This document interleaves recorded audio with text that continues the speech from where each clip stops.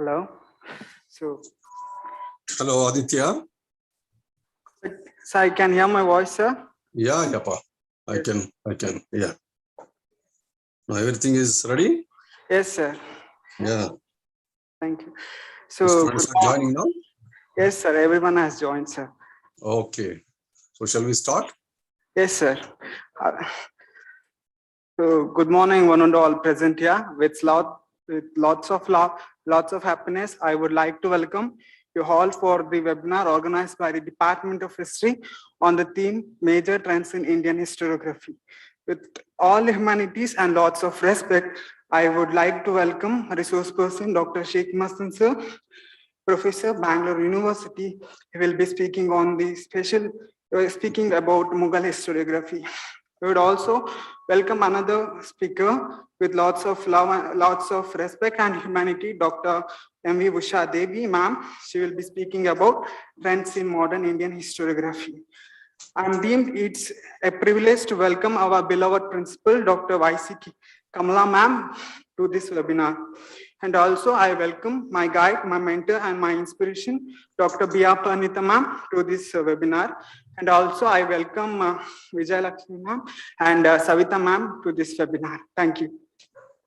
So I request Madam Pranita to introduce the guest.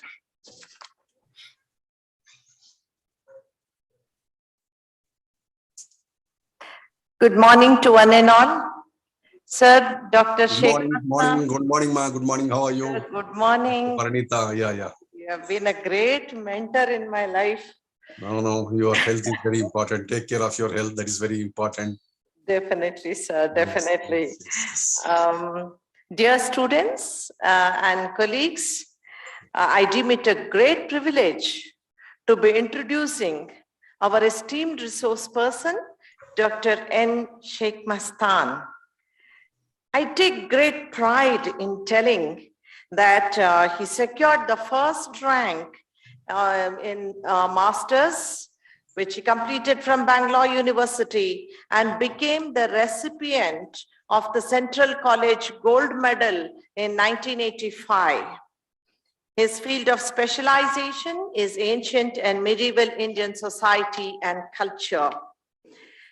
It is such an honor to say that Professor Sheikh Mastan is fellow of the Bhargav Institute of Behavioral Studies, Agra, Professor Uma Nag Lecture Award in 2008 from Psycholinguistic Association of India, Agra, and Shri Govind Prasad Bhargava Samman from Agra, Dr. Ambedkar Fellowship, National Award, and National Award for Creative Writing. He has presented more than 200 papers and 100 papers have been published. He has guided a number of students and I have been enriched by his interaction with him. All of us were together at the National Conference in Madras. And today, if we are anything, it is by seeing such stalwarts. He has adorned the Kempe Gowda chair. Truly, I feel honored to have Dr. Sheikh Mastan as the resource person. I extend a very warm welcome to you, sir. Thank you, ma. Thank you very much. Thank you very much, Dr. Paranita. You will be an inspiration for all youngsters year after year. And we have as another resource person, Dr. Mv Usha Devi. One important thing I would like to tell is she has served as the chairperson from 2016 to 2021, and she has 33 years of experience. 10 of her students have been awarded MPhil degree. She is guiding the 12 PhD students. 3 of them have been awarded PhD, and she has specialized in socio-economic history of modern India. And the icing on the cake is that she has represented the problems of Dalit women in India at the international conference organized by UN 42nd session Human Rights Council in 2019 at Geneva, Switzerland. This is Dr. Usha Devi for us, madam. I extend a very warm welcome to you. We were all. Thank you, madam. Thank you very much. Yes, yes. And we were all like-minded people, you know. We always felt that the history department flag should fly so high that it is not at the international level, but we ensured that there should be an indelible impression. See, in any field, people can shine if they have the interest. That is what, the testimony to it is these two resource persons. Whatever you study, whether it is history or physics or economics, you should try to excel in that field. This is my message. That is why I felt all our students should enjoy this webinar, learn from them, and aim for the highest. Thank you, dear resource persons, for agreeing to participate in our webinar and share your knowledge and experience. Thank you so much. Thank you very much. So thank you, ma'am. Now I request our principal madam to talk about today's webinar.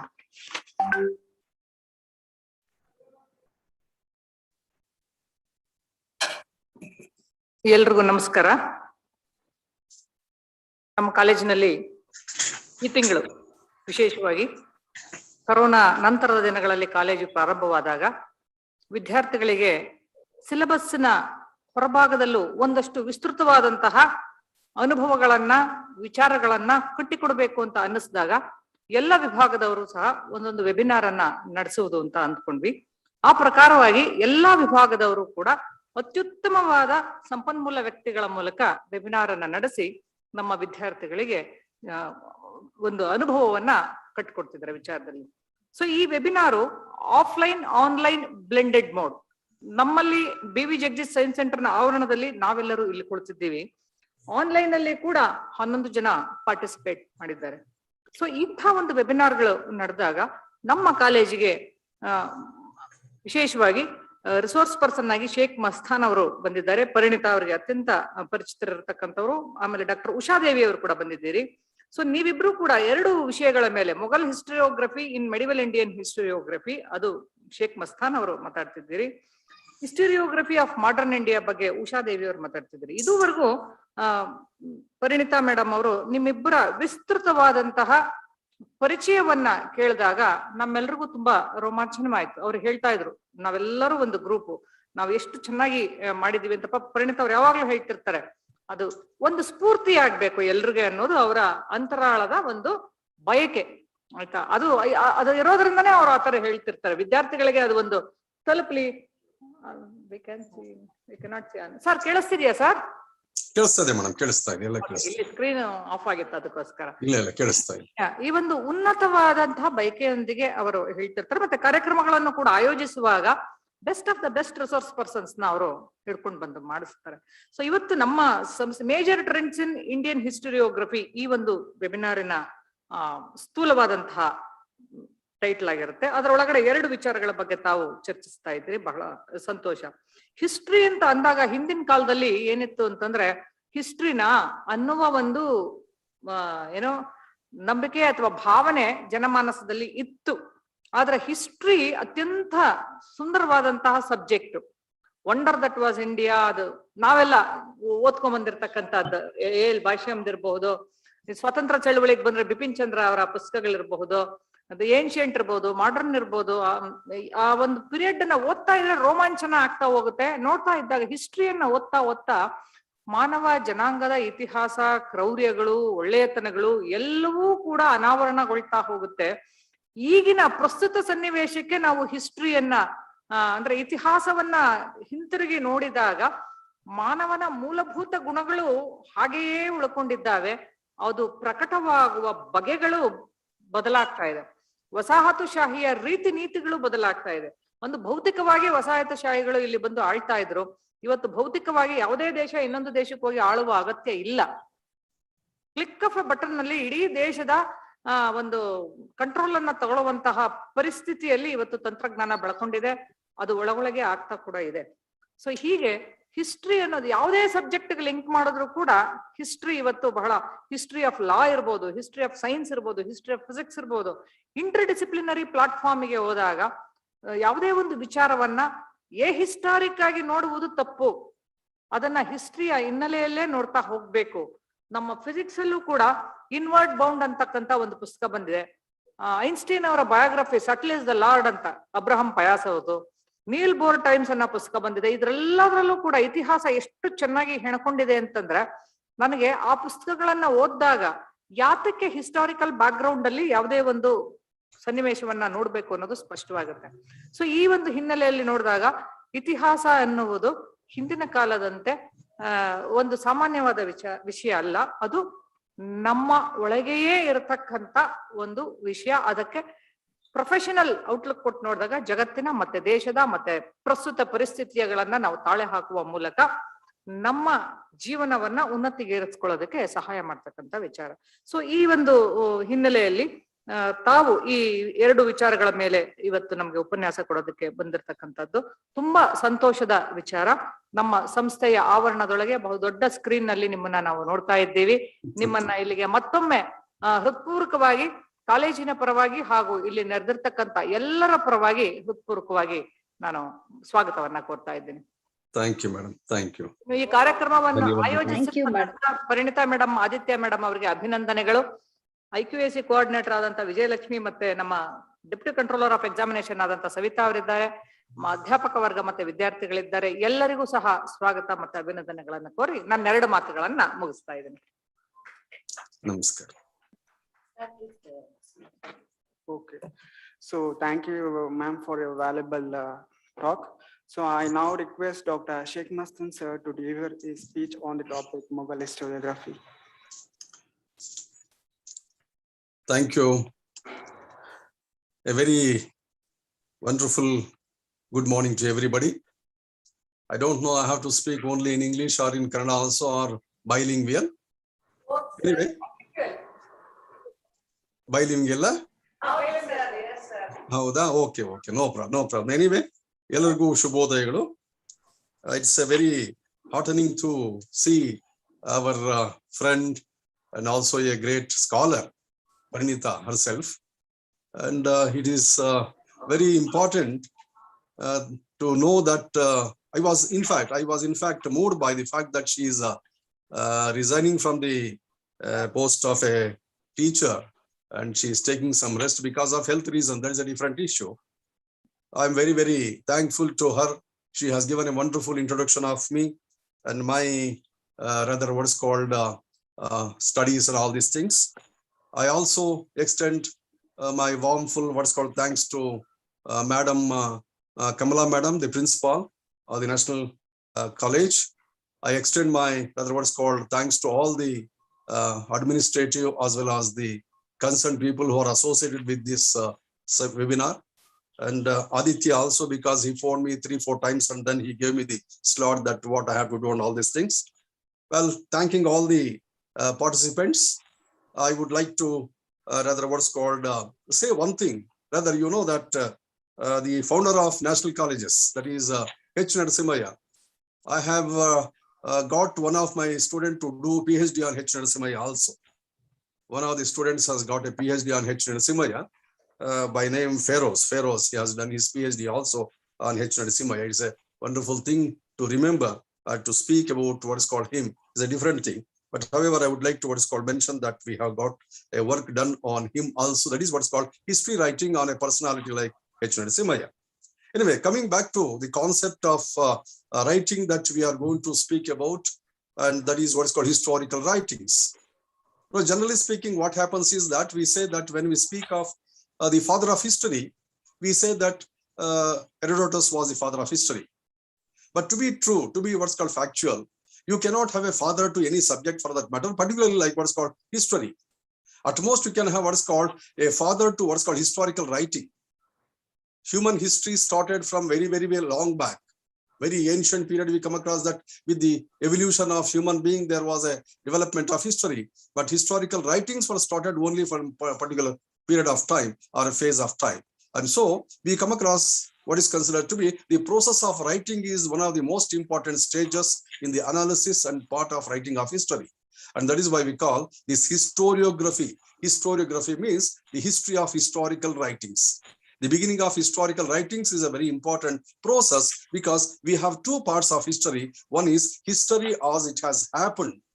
And then the second one is the sum total of all man's activities that are put into one framework by one particular individual. We call him as a historian. So the role of a historian is a very important thing. And whatever that we come across today as history is making and unmaking of this historian only. So it is only the records of this person, the accounts of this person, the accounts of a historian that matters most than what actually has happened. Because history cannot be a story, and we cannot write history without the documentation, without what is called the source material. Sources are very, very important. And on the basis of evidences only, we write history. But it depends upon a person, the logicality, and then the scientific thinking of a person. They are very much required. And so we call it as the process of writing history is a very important thing. And that has come down to us, starting from the days of the Greek historiography down to the present day. And so we come across the concept of historical writing is a very important aspect. And we realize that this writing need to be understood from different phases, and how history has been written from time to time and from ages to present day. ಇತಿಹಾಸದ ನಿರ್ಮಾಣವಿದೆಯಲ್ಲ, ಅದು ಬಹಳ ಮುಖ್ಯವಾಗಿರ್ತಕ್ಕಂಥದ್ದು. ಇತಿಹಾಸ ಬರೆಯೋದು ಬಹಳ ವಿಶೇಷವಾಗ್ತಾ ಹೋಗ್ತದೆ. ಯಾರು ಇತಿಹಾಸ ಬರೀತಾರ ಅಂತಕ್ಕಂಥದ್ರ ಮೇಲೆ ಇತಿಹಾಸದ ಒಂದು ನಿರ್ಣಯಗಳನ್ನ ಕಳಕ್ ಸಾಧ್ಯ ಆಗುತ್ತೆ. ಒಂದು ಕಾಲಮಾನದ ಪ್ರತಿನಿಧಿ ಅಂತಕ್ಕಂಥದನ್ನ ನಾವು ನೋಡ್ಬೇಕಾದ್ರೆ ಇತಿಹಾಸಕಾರನ ಪಾತ್ರ ಬಹಳ ಮುಖ್ಯವಾಗ್ತಾ ಹೋಗ್ತದೆ. ಹೀಗಾಗಿ ಇತಿಹಾಸ ಬರವಣಿಗೆ ಬಹಳ ವಿಶೇಷವಾಗಿರ್ತಕ್ಕಂಥದ್ದು. ಆ ನಿಟ್ಟಿನಲ್ಲಿ ಇತಿಹಾಸವನ್ನ ಗ್ರೀಕರ ಕಾಲದಿಂದ ಹಿಡ್ಕೊಂಡು ಇವತ್ತಿನವರೆಗೆ ಅನೇಕ ಇತಿಹಾಸಗಳು ಅಂತಕ್ಕಂಥವ್ರು ಬರ್ಕೊಂಡ್ ಬಂದಿದ್ದೀವಿ, ಕಾಲಮಾನಿಕವಾಗಿರ್ತಕ್ಕಂಥವ್ರು. It's like the flow of what is called waves of a ocean. Like the waves of the ocean lashes one after another. In different ages, we come across different phases were there, and all these phases have been what's called identified, and they have been represented by a historian. And so we come across historical writing plays a very important role, and that is why history writing depends upon the most important component of how these variations can be seen from time to time. And accordingly, we realize that there are so many phases of historical writing.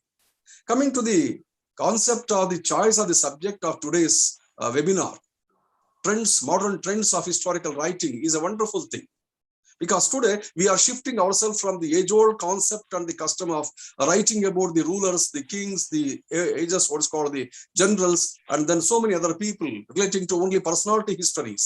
But today we come across all these histories are considered to be a very, very important one. A very, very important one. From different points of view, we realize that historical writing is a part of what's called parcel of presenting ourselves from the ages. And today we need to realize that how far they are all considered to be very important. Well, I don't take what is called too much of time as far as what's called delineating these aspects are concerned. But however, I would like to tell you that how history was written in India from the ancient period down to the present day with different phases. And coming to our choice of the subject, my choice of subject, that is what's called medieval Indian historiography. And in that medieval Indian historiography, again, I have taken what's called the second part of the medieval Indian historiography, that is Mughal historical writing, Mughal historiography. ಮಧ್ಯಕಾಲೀನ ಭಾರತಕ್ಕೆ ಬಂದಾಗ ನಾವು ಎರಡು ಮುಖ್ಯವಾಗಿರತಕ್ಕಂಥ ಕಾಲಮಾನಗಳನ್ನ ವಿಂಗಡಣೆ ಮಾಡ್ತೀವಿ. Starting from 1206 to 1526 is the first phase. That was the period when the Muslim rulers ruled, that they are called as Delhi Sultanate. And later we come across, starting from 1526 down to 1707 AD, we call it as the rule of Mughal dynasty. And this Mughal dynasty seems to have what's called enriched the concept of writing of history like any other field also. ಈ ಒಂದು ಕಾಲಮಾನ 1526ರಿಂದ ಹಿಡಿದು 1707ರವರೆಗೆ ಬರ್ತಕ್ಕಂಥ ಮಧ್ಯಯುಗೀನ ಕಾಲಮಾನದ ಎರಡನೇ ಹಂತ ಅಂತಕ್ಕಂಥ ಬಹಳ ಮುಖ್ಯವಾಗ್ತಾ ಹೋಗ್ತದೆ. ಈ ಕಾಲಮಾನದಲ್ಲಿ ಬಹಳ ದೊಡ್ಡದಾಗಿರ್ತಕ್ಕಂಥ ರೀತಿಯಲ್ಲಿ ಐತಿಹಾಸಿಕ ಬರವಣಿಗೆ ಅಂತಕ್ಕಂಥದ್ದು ಆಯಿತು. But however, the most important constraint that we have is that for this writing of history of the medieval period, the source materials were available only in Persian literature. ಪರ್ಷಿಯಾದಲ್ಲಿ, ಪರ್ಷಿಯನ್ ಭಾಷೆಯಲ್ಲಿ ಬರೆದಿರ್ತಕ್ಕಂಥ ಸಾಹಿತ್ಯ ವಿಪುಲವಾಗಿ ಲಭ್ಯವಾಗಿದ್ರಿಂದ ಅದರ ಬಳಕೆ ಅಂತಕ್ಕಂಥದ್ದು ಹೆಚ್ಚು ಆಗ್ಲಿಲ್ಲ. ಹೀಗಾಗಿ ಏನಾಯ್ತು, ಆ ಒಂದು ಮಧ್ಯಯುಗೀನ ಕಾಲದ ಇತಿಹಾಸ ಅಂತಕ್ಕಂಥದನ್ನ ನಾವು ಹೆಚ್ಚು ನಾವು ಓದ್ಲಿಕ್ಕೆ ಸಾಧ್ಯ ಆಗಿಲ್ಲ. ಎಷ್ಟೋ ಜನಕ್ಕೆ ಇವತ್ತು ಅಷ್ಟೇ ಇತಿಹಾಸದ ವಿದ್ಯಾರ್ಥಿಗಳಿಗೆ ಮಧ್ಯಯುಗೀನ ಇತಿಹಾಸ ವಿವರಣೆ ಅಂತಕ್ಕಂಥದ್ದು ಒಂದು ರೀತಿಯಲ್ಲಿ ಕಡಲೆಕಾಯಿ ಕಾಣ್ತಾ ಹೋಗ್ತದೆ. ಅಂದ್ರೆ ಒಂದು ರೀತಿಯಲ್ಲಿ ಅದೊಂದು ಕಷ್ಟವಾಗಿರ್ತಕ್ಕಂಥ ವಸ್ತು ವಿಷಯ ಅಂತ ಅನ್ಸ್ಕೊಳ್ತಾ ಹೋಗ್ತದೆ. ಆದ್ರೆ ಅದರ ಒಂದು ಅಧ್ಯಯನಕ್ಕೆ ಹೋದಾಗ ಗೊತ್ತಾಗುತ್ತೆ ಅದು ಎಷ್ಟು ಬಹಳ ಏನು ಆತ್ಮೀಯವಾಗಿರ್ತಕ್ಕಂಥ, ಬಹಳ ಸುಲಭವಾಗಿರ್ತಕ್ಕಂಥ, ಆಕರ್ಷಣೀಯವಾಗಿರ್ತಕ್ಕಂಥ ವಸ್ತು ವಿಷಯ ಅಂತ ಹೇಳ್ಬೇಕಾಗತ್ತೆ. ಅಷ್ಟೇ ಅಲ್ಲ, ಇದೇ ಮಧ್ಯಯುಗೀನ ಕಾಲದ ಮತ್ತೊಂದು ಭಾಗ ಅಂತ ಕಾಣ್ಲಿಕ್ಕೆ ಸಾಧ್ಯ ಆಗುತ್ತೆ. Starting from 1707, later also till 1857, we come across the later Mughals rule. Even that period also we have so much of material available to us, but all this material is very, very important from the point of view of learning history and for the reconstruction of history as such. And that is why I have chosen this Mughal historiography from the point of view of analyzing the scientific process of writing that was started, and now this history has got what is called a new phase of outlook as far as what is called delineation of sources, delineation of material, delineation of what is called important information and incidents relating to medieval historiography. We come across, it was the first phase where we come across official histories were written. Official histories were written during the Mughal period. And there was a blending of non-official histories with the official historiographers. The records were taken which were considered to be government records, and they are called as daftars. Daftars were very, very important from the point of view of recording the histories. And biographies and what is called memoirs were used for the first time. And even Munsarat or collection of letters was something that we come across which were used during this period. And that is why we realize that all the histories were put together, became much concrete and scientific in its orientation and presentation. Local and provincial histories were also encouraged during that period. Like we come across the Maratha history was written, and also Sikh history was written, and Rajput history was written. All these things led to a blending of historical writings of the medieval period. And we also come across there were gazetteers and official manuals were used for writing of history which were not found earlier. Corresponding to all these, we come across an abundant number of literary sources, and all these literary sources we realize were the most important source material for the writing of the historiography, and they are both available to us in Persian literature. A few are there in Arabic literature, a few are there in what is called Turkish language, and so also some of the Sanskrit works were also used for what is called the writing of history. Some of them were translated and they were used. In that way, we come across there was a very broad framework as far as writing of history was concerned coming to the medieval period, and that constituted how there was a very beautiful what is called a pedestal that was laid for the writing of medieval Indian historiography during the period. Well, coming to the medieval historiography of the Mughal period, we concentrate on the development of historical writings based on the memoirs and then what is called namas. They are called as popularly called as namas. Well, the first and the foremost writing of that period can be considered to be Akbar Nama or of what is called Abul Fazl. Abul Fazl wrote, well, I am not going into all the details of all the namas as such because we come across even Babur Nama was there. Babur Nama was a very important work that was written, and it was considered to be the first beginning or what is called the first opening of the historical writing. You know that how far Babur, who came to India from Samarkand, he started the what is called historical writing. He himself was a learned person, and we know that how far he has given a beautiful what is called analysis of how he saw India and what were the conditions of India at that time, not only political conditions, the social conditions, the economic conditions, and even he has depicted wonderfully the land that he occupied, that was Kashmir, and so on and so forth. He realizes, he has seen very wonderfully that how far, if at all there was a land that can be what's called admired, that can be taken as heaven, it was Kashmir, he says. Kashmir was considered to be a land of what's called such beauty of that time. Well, coming back to the concept of Akbar Nama, we come across Akbar Nama is written in 3 parts by Abul Fazl. The first part of this Akbar Nama consists of Akbar's birth, and then his reign, and then what's called Babur and Humayun. All his what's called early phase of the history of Akbar is given. The political scenario that was there in India at that time, and how Akbar was born, what was the condition of what's called a political concept of North India at that time, and how his father was on what's called a chessboard, and all these aspects are realized. The second aspect, the second part of Akbar Nama is a part where Akbar reigned to the end of 46th year of his rule. Starting from what is called the beginning of his rule, he was a youngster of what is called for 16 years when he took over the reins of administration, and he was a very young man because he was aided by Bairam Khan. Bairam Khan assisted him in all the aspects of administration, and we realized that he became one of the most important aspect of what is called rule, and he guided him. And we realized this Akbarnama of Abul Fazl tried to analyze all those aspects which are considered to be very important from the point of view till he attained the rule of 46 years. And the third phase of his Akbarnama is a very important one because in which he has given the last phase of the administration that he ruled, and how Akbar what is called started deluging some of those important aspects of administration. All these things are given. Akbar ನಾಮ ಅಂತಕ್ಕಂಥ ಗ್ರಂಥದಲ್ಲಿ ನಮಗೆ ಅಬುಲ್ ಫಜಲ್ ಆಗಿರ್ತಕ್ಕಂಥ ಅವನ ಪರಿಪೂರ್ಣವಾಗಿರ್ತಕ್ಕಂಥ ಆಡಳಿತ ವ್ಯವಸ್ಥೆಯನ್ನು ಕೊಳ್ಳಿಕ್ ಪ್ರಯತ್ನ ಮಾಡಿದಾನೆ. ಬಹುಶಃ ಇದು ನಮ್ಗೆ ಏನಾಗುತ್ತಂದ್ರೆ ಅದೊಂದೇ ಒಂದು ಸೋರ್ಸ್ ಆಗ್ತಾ ಹೋಗ್ತದೆ. ನಂತರ ಬರತಕ್ಕಂಥ ಅನೇಕ ಇತಿಹಾಸಕಾರರಿಗೆ ನಮಗೆಲ್ಲ ನಾವು ಕಾಣ್ತಾ ಹೋಗ್ತೀವಿ. Some of the historians like we come across what is called Sharat Chandra ಆಗಿರಬಹುದು, ಅಥವಾ ಬೇರೆ ಏನು ತ್ರಿಪಾಠಿ ಆಗಿರ್ಬೋದು. ಇಂಥವರೆಲ್ಲ ಬರೆದಿರ್ತಕ್ಕಂಥ ಗ್ರಂಥಗಳು ಮೂಲಭೂತವಾಗಿ ನಿಂತಿರ್ತಕ್ಕಂಥದ್ದೇ ಈ ಒಂದು ಮೂಲವಾಗಿರ್ತಕ್ಕಂಥ ಗ್ರಂಥಗಳು. ಈ ಗ್ರಂಥಗಳಿಗೆ ಒಂದು ರೀತಿಯ ಆಕಾರ ಅಥವಾ ಒಂದು ಅರ್ಥವನ್ನ ಕೊಡ್ಲಿಕ್ಕೆ ಪ್ರಯತ್ನ ಮಾಡಲಾಯಿತು. ಆ ರೀತಿಯಲ್ಲಿ ಈ ಅಕ್ಬರ್ ನಾಮ ಅಂತಕ್ಕಂಥದ್ದು ಬಹಳ ಮುಖ್ಯವಾಗಿರ್ತಕ್ಕಂಥ ಗ್ರಂಥವಾಗ್ತಾ ಹೋಗ್ತದೆ. ನಮ್ಗೆ ಎರಡನೇ ಮುಖ್ಯವಾಗಿರ್ತಕ್ಕಂಥ ಆ ಕಾಲದ ಗ್ರಂಥ ಅಂದ್ರೆ ಮುಂತಖಿಬ್ ಉಲ್ ತವಾರಿಕ್ ಅಂತಕ್ಕಂಥ ಗ್ರಂಥ. ಬದೌನಿ ಬರೆದಿರ್ತಕ್ಕಂಥ ಗ್ರಂಥ. Badauni was a great poet, and he was even earlier to Abul Fazl. But with his what is called coming, Akbar registered himself to be what is called background. So he was a contemporary of Akbar, and he has given a wonderful work of relating to the administration of Akbar. ಅಕ್ಬರ್ನ ಪರಿಪೂರ್ಣ ಆಡಳಿತ ವ್ಯವಸ್ಥೆಯನ್ನು ಕೊಡ್ತಕ್ಕಂಥ ಕೆಲಸ ಈ ಮುಂತಖಿಬ್ what is called ತವಾರಿಕ್ ಅಂತಕ್ಕಂಥ ಗ್ರಂಥ ನಮಗೆ ವಿಶೇಷವಾಗ್ತಾ ಹೋಗ್ತದೆ. ಅಂದ್ರೆ ಇಲ್ಲಿ ನಮ್ಗೆ ಏನು ಮುಖ್ಯ ಆಗುತ್ತೆ ಅಂದ್ರೆ ಅವನು ಬರೆದಿರ್ತಕ್ಕಂಥ ಶೈಲಿ, ಬರೆದಿರ್ತಕ್ಕಂಥ ಒಂದು ವ್ಯಾಖ್ಯಾನ, the critical evaluation of Akbar's administration will be understood by this Badauni's work. Badauni has not merely what is called appreciated, that was the course of writing of history at one point of time. They were considered to be court poets.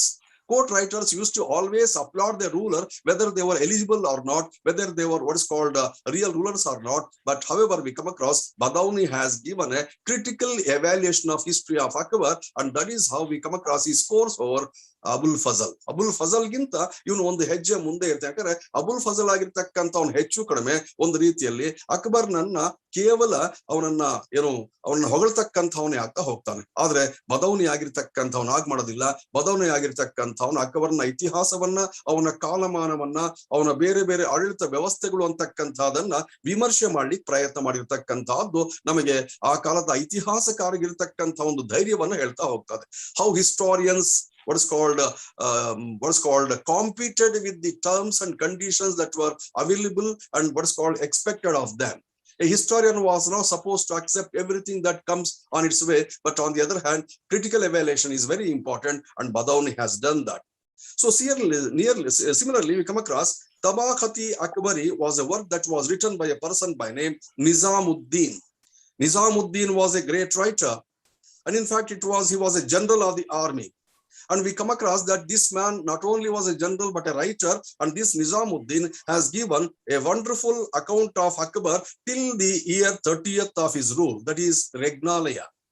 Akbar and how he conquered the countries, how he expanded the territories, what was the policy of his expansion, and how he won the hearts of the Rajputs, etc., and how he became what is called the people of the ruler of the people. He became Akbar. In fact, Akbar was not the name of Akbar. It was a title that was given to him by the Rajputs, and why he got that title can be understood if you understand the works of Tabaqat-i-Akbari by Nizamuddin. And Nizamuddin has given a very beautiful account of the administration of the lower ranks also, starting from the village level down to the provincial level, and then what is called the central level. Every art of administration he has given in this Tabaqat-i-Akbari, and thereby we come across greater account and greater narration of all the aspects of the administration can be understood, and you can use them as one of the source material for writing the history of Akbar in a very explicit or what's called a splendid manner. And that is why we come across, they are all considered to be great works that were written during that period. And the constraint, as I was telling you, was that many of these works are available to us in only Persian language, which is not being explored by many historians of the present day. And if you can use it as a source material, you can bring out a new historical order. You can write what is called a wonderful history of medieval period in a different sense. ನಮಗೆ ಇತಿಹಾಸ ಬರವಣಿಗೆ ಬೇಕಾಗಿರ್ತಕ್ಕಂಥ ಆಕರಗಳು ಅಂತಕ್ಕಂಥವು ಲಭ್ಯವಾಗದೆ ಕಷ್ಟವಾಗಿರ್ತಕ್ಕಂಥ ಸಮಯದಲ್ಲಿ ಮೊಘಲರ ಕಾಲದಲ್ಲಿ ಸಿಗ್ತಕ್ಕಂಥ ಒಂದೊಂದು ಗ್ರಂಥ ಅಂತಕ್ಕಂಥದ್ದು ಹೇಗೆ ಅಮೂಲ್ಯವಾಗ್ತಾ ಹೋಗ್ತದೆ, ಅದನ್ನು ಸರಿಯಾಗಿ ಬಳಸ್ಕೊಂಡಿದ್ದೆ ಆದ್ರೆ ನಮಗೆ ಜೈಲ್ ಮೆಹ್ತಾ ಒಂದು ಜಾಗದಲ್ಲಿ ಹೇಳ್ತಾರೆ, ಜೈಲ್ ಮೆಹ್ತಾ ಅವ್ರು ಹೇಳ್ತಾರೆ, ನಾವು ಸರಿಯಾಗಿರ್ತಕ್ಕಂಥ ರೀತಿಯಲ್ಲಿ ಮೊಘಲರ ಒಂದು ಕ್ರಾನಿಕಲ್ಸ್ ಅಂತಕ್ಕಂಥದನ್ನ, ಅವರ ನಾಮಗಳು ಅಂತಕ್ಕಂಥದನ್ನ ಸರಿಯಾಗಿ ಬಳಸ್ಕೊಳಕ್ ಹೋಗಿಲ್ಲ.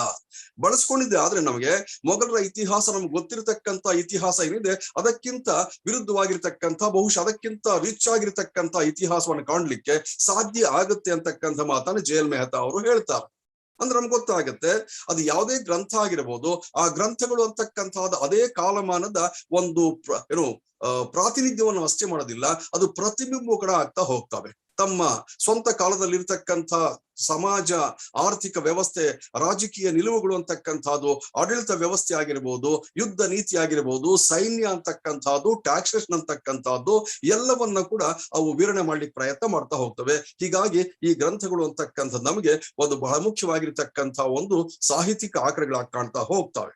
ಇದಾದ್ಮೇಲೆ ಅಕ್ಬರ್ನ ಬಗ್ಗೆ ಬರ್ತಕ್ಕಂಥ ಸುಮಾರು ಗ್ರಂಥಗಳು ಅಂತಕ್ಕಂಥವಿವೆ. ನಾನು ಅದನ್ನ ಸ್ಕಿಪ್ ಮಾಡ್ತಾ ಇದ್ದೀನಿ. ಆದ್ರೆ ನಮಗೆ we come across there is considered to what's called the concept of rule that was developed by what's called various other rulers also. We come across the memories of Jahangir are very very important from the point of view of analysing the Mughal or what's called medieval historiography. Well, we realize that this period was considered to be a period of a rule of justice because he gave a lot of importance for the administration of justice. But however, we know that there was Nur Jan junta was there, and this Nur Jan junta was responsible for alienating what is called some of the officials from the kingdom, and so also Jahangir himself was kept away from the administration. Jahangir was considered to be Salim in his real sense, and we realize that the entire administration was brought under the control of Nur Jan, and Nur Jan became the practical ruler of the Mughal administration for a while, during which period how there was the misrule of the administration is all been analyzed in the later course of this Jahangir's what's called Nama. ಈ ಜಹಾಂಗೀರ್ ನಾಮ ಅಂತಕ್ಕಂಥದ್ದು ಬಹಳ ಮುಖ್ಯವಾಗಿರ್ತಕ್ಕಂಥ ಒಂದು ಆಕರವಾಗ್ತದೆ. ಅಷ್ಟೇ ಅಲ್ಲ, ಒಂದು ಇತಿಹಾಸ ಗ್ರಂಥ ಕೂಡ ಅದು ಆಗ್ತಾ ಹೋಗ್ತದೆ. ಯಾಕಂದ್ರೆ ಜಹಾಂಗೀರ್ ಆಗಿರ್ತಕ್ಕಂಥವನು ಒಬ್ಬ ನ್ಯಾಯವಾದಿ ಆಗಿರ್ತಕ್ಕಂಥ ಆಡಳಿತಗಾರನಾಗಿದ್ದ ಅಂತಕ್ಕಂಥ ವಿಷಯ ನಮ್ಗೆ ಗೊತ್ತಾಗತ್ತೆ. ನಿಮ್ಗೆಲ್ಲ ಗೊತ್ತಿದೆ, he was called as prince among justice. He was a person who established a bell of justice. ನ್ಯಾಯದ ಗಂಟೆ ಕಟ್ಟಿದ್ದಂತೆ ಅವನು ಅರಮನೆಯ ಮುಂಭಾಗದಲ್ಲಿ. ಅದು ಯಾರು ಬೇಕಾದ್ರೂ ಬಂದು ಯಾವಾಗ ಬೇಕಾದ್ರೂ ಅದನ್ನ ಬಾರಿಸಬಹುದಾಗಿತ್ತು. ತಾನು ಮಲಗಿದ್ರು ಪರವಾಗಿಲ್ಲ, ಬಂದು ಅದನ್ನ ಬಾರಿಸಿದ್ರೆ ನಾನು ಬಂದು ಅವರೊಂದು ಸಮಸ್ಯೆನ ಇತ್ಯರ್ಥ ಮಾಡ್ತೀನಿ ಅಂತಕ್ಕಂಥ ಒಂದು ಹೇಳಿಕೆಯನ್ನು ಕೊಟ್ಟಿದ್ದ. ಹೀಗಾಗಿ ಅವನು ನ್ಯಾಯಕ್ಕೆ ಹೆಚ್ಚು ಹೆಸರುವಾಸಿ ಆಗಿರ್ತಕ್ಕಂಥ ವ್ಯಕ್ತಿ ಆಗಿದ್ದ. ಆದ್ರೆ ದುರದೃಷ್ಟಕರವಶಾಗಿ ಏನಾಗಿತ್ತು ಅಂದ್ರೆ ಅವನ ಆಡಳಿತ ಅಂತಕ್ಕಂಥದ್ದು ಕಾರಣಾಂತರಗಳಿಂದ ಒಂದಷ್ಟು ಬೇರೆ ಬೇರೆಯವರ ಕೈಯಲ್ಲಿ ಹಂಚಿ ಕಾಣ್ತಾ ಹೋಗ್ತೀವಿ ನಾವು. ವಿಶೇಷವಾಗಿ ಅವನ ಹೆಂಡತಿ ಆಗಿರ್ತಕ್ಕಂಥ ನೂರ್ ಜಹಾನ್ ಅಂತಕ್ಕಂಥ ಅವಳ ಕೈಯಲ್ಲಿ ಹೋಗ್ತದೆ. ನೂರ್ ಜಹಾನು ಮತ್ತು ಆಕೆಯ ತಂದೆಯಾಗಿರ್ತಕ್ಕಂಥವಳು ಜುಂಟ ಅಂತಕ್ಕಂಥ ಮಾಡ್ಕೊಳ್ತಾ ಹೋಗ್ತಾರೆ. ಅಂದ್ರೆ ಒಂದು ಗುಂಪು ಮಾಡ್ಕೊಳ್ತಾರೆ, ಆಡಳಿತ ಗುಂಪು ಅಂತಕ್ಕಂಥದ್ದು. ಅದರ ಬಗ್ಗೆ ಈ ಒಂದು ಗ್ರಂಥದ ಕೊನೆಯ ಭಾಗದಲ್ಲಿ ಬಹಳ ವಿಸ್ತೃತವಾಗಿರ್ತಕ್ಕಂಥ ರೀತಿಯಲ್ಲಿ ಮಾಹಿತಿ ಸಿಗ್ತಾ ಹೋಗ್ತದೆ. ಅಂದ್ರೆ ಮೊಘಲರ ಕಾಲದಲ್ಲಿ ಆಗಿರ್ತಕ್ಕಂಥ ಆಡಳಿತ ಬದಲಾವಣೆಗಳು ಅಂತಕ್ಕಂಥವೇನು, what were the changes that were effected in the administration of the later phase of Jahangir's rule can be realised in this book. And so we come across that this book is considered to be a very important book and what's called a very historical writing that can be considered as a very prominent what's called writing of Jahangir's rule and administration. Similarly, we come across there was a writer by name Muhammad Khan. Muhammad Khan wrote a book by name Iqbal, by name what's called Iqbal Nama of Jahangiri. Jahangiri ಅಂತಕ್ಕಂಥದ್ದು ಇಕ್ಬಾಲ್ ನಾಮ of Jahangiri ಅಂತಕ್ಕಂಥ ಗ್ರಂಥವನ್ನ ಮೊಹಮ್ಮದ್ ಖಾನ್ ಅಂತಕ್ಕಂಥವನು ಬರೀತಾನೆ. And this book is a very important one because it gives information about what's called Babur to Humayun and then what's called a comparative analysis of all the rules of Mughal administration are given here in this work? Well, he has given a wonderful depiction of how there was a what is called drain of administration during Jahangir's period. And this is again a bold step that the writer has given, because Muhammad Khan has wonderfully depicted how he descended from what is called the administrative levels as expected by his what is called people, unlike what is called Akbar or what is called his predecessors. ಇದು ಬಹಳ ಮುಖ್ಯವಾಗಿರ್ತಕ್ಕಂಥ ಒಂದು analysis ಆಗ್ತಾ ಹೋಗ್ತಾರೆ.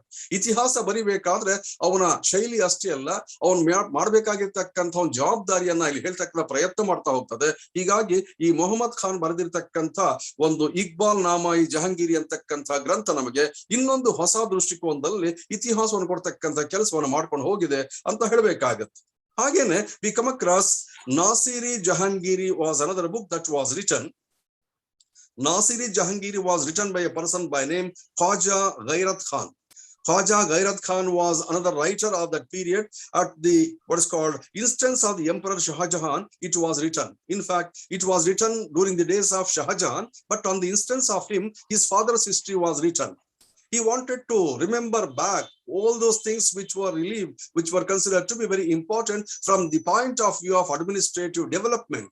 So higagi Khwaja what's called Ghairat Khan was a very important administrator, in fact, and he became a writer also, and he was a scholar in Persian literature. And this man wrote something relating to Nasiri Jahangiri, and this Nasiri Jahangiri is considered to be a testimony of the character of Jahangir's rule and administration.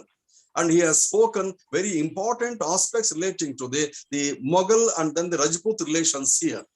The Mughal and the Rajput relations, which were started during Akbar's period, could not be continued in the same manner for different reasons because of the intervention of so many other people in the administration. And this Nasiri Jahangiri has tried to evaluate those aspects of administration. Nasiri ಜಹಾಂಗೀರಿಯಲ್ಲಿ ಮೊಘಲರ ಮತ್ತು ರಜಪೂತರ ಕುರಿತಂತೆ ಇರತಕ್ಕಂಥ ಸಂಬಂಧಗಳನ್ನ ಬಹಳ ವಿಶೇಷವಾಗಿ ಹೇಳಿ ಪ್ರಯತ್ನ ಮಾಡುತ್ತೆ.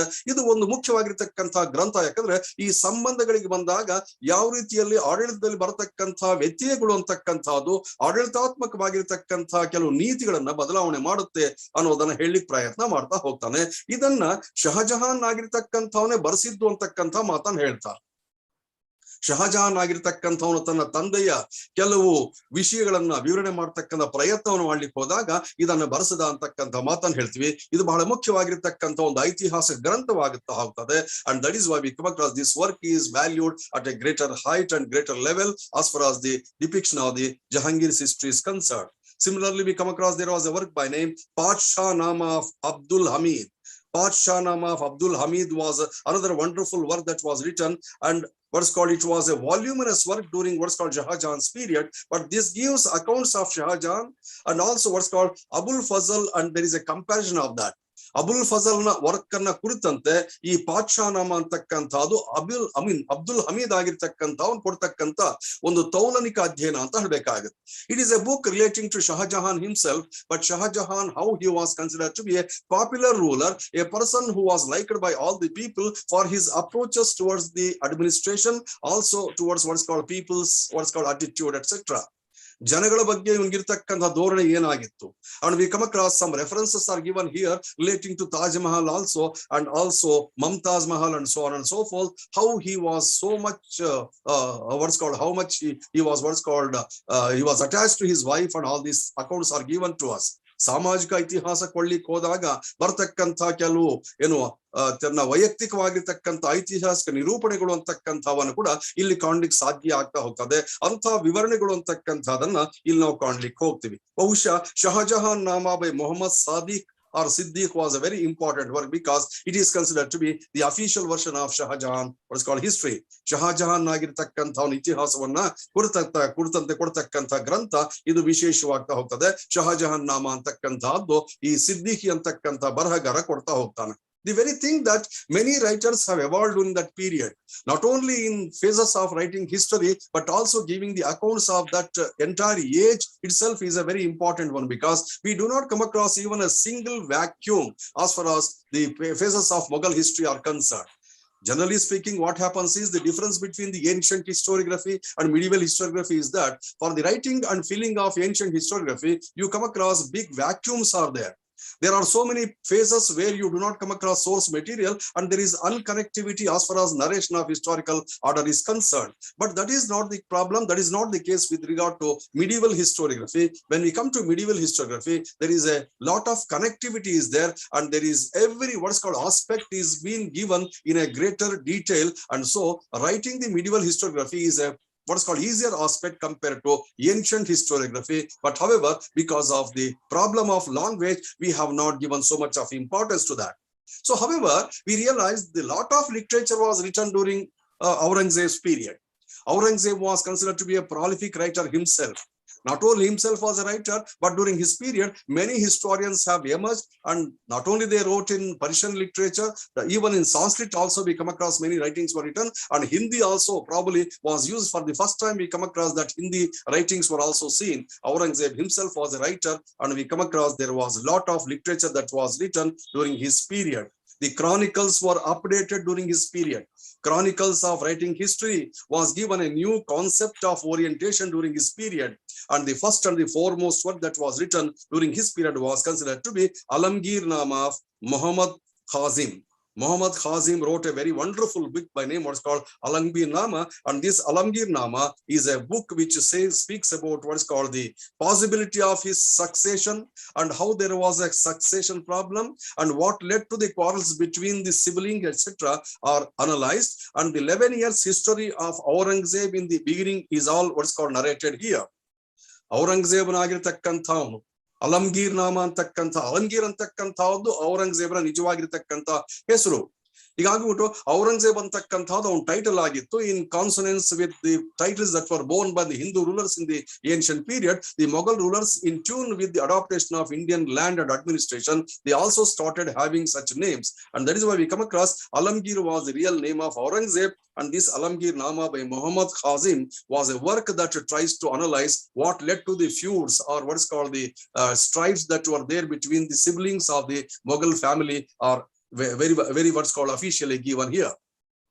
ಯಾವ ರೀತಿಯಲ್ಲಿ ಔರಂಗಜೇಬ್ ಆಗಿರ್ತಕ್ಕಂಥವನ ಅಧಿಕಾರಕ್ಕೆ ಬಂದ, ಯಾವ ರೀತಿಯಲ್ಲಿ ತನ್ನ ಸಹೋದರ ಜೊತೆಯಲ್ಲಿ ಯುದ್ಧಗಳನ್ನು ಮಾಡ್ಬೇಕಾಗಿ ಬಂತು, ಯಾಕೆ ಮಾಡ್ಬೇಕಾಗಿ ಬಂತು ಅಂತಕ್ಕಂಥ ವಿವರಣೆಗಳನ್ನ ಬಹುಶಃ ಕೂಲಂಕುಷವಾಗಿ ಕೊಡ್ತಕ್ಕಂಥ ಪ್ರಯತ್ನ ಇಲ್ಲಿ ಮಾಡ್ಲಿಕ್ಕೆ ಹೋಗಿದ್ದಾನೆ. ಹೀಗಾಗ್ಬಿಟ್ಟು ಈ ಗ್ರಂಥ ಅಂತಕ್ಕಂಥ ನಮಗೆ ಬಹಳ ಮುಖ್ಯವಾಗ್ತಾ ಹೋಗ್ತದೆ.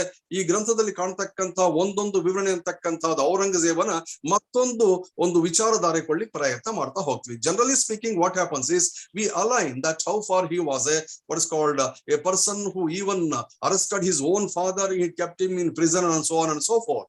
Some of the records that are spoken by these Alamgir Nama, etc., clear the what's called doubts about what happened during that period in a direct manner. But these works are very, very important from the point of view of the history of medieval period, particularly of Aurangzeb's days. So similarly, we come across Nasiri Alamgiri by Sadiq Mustaq Khan.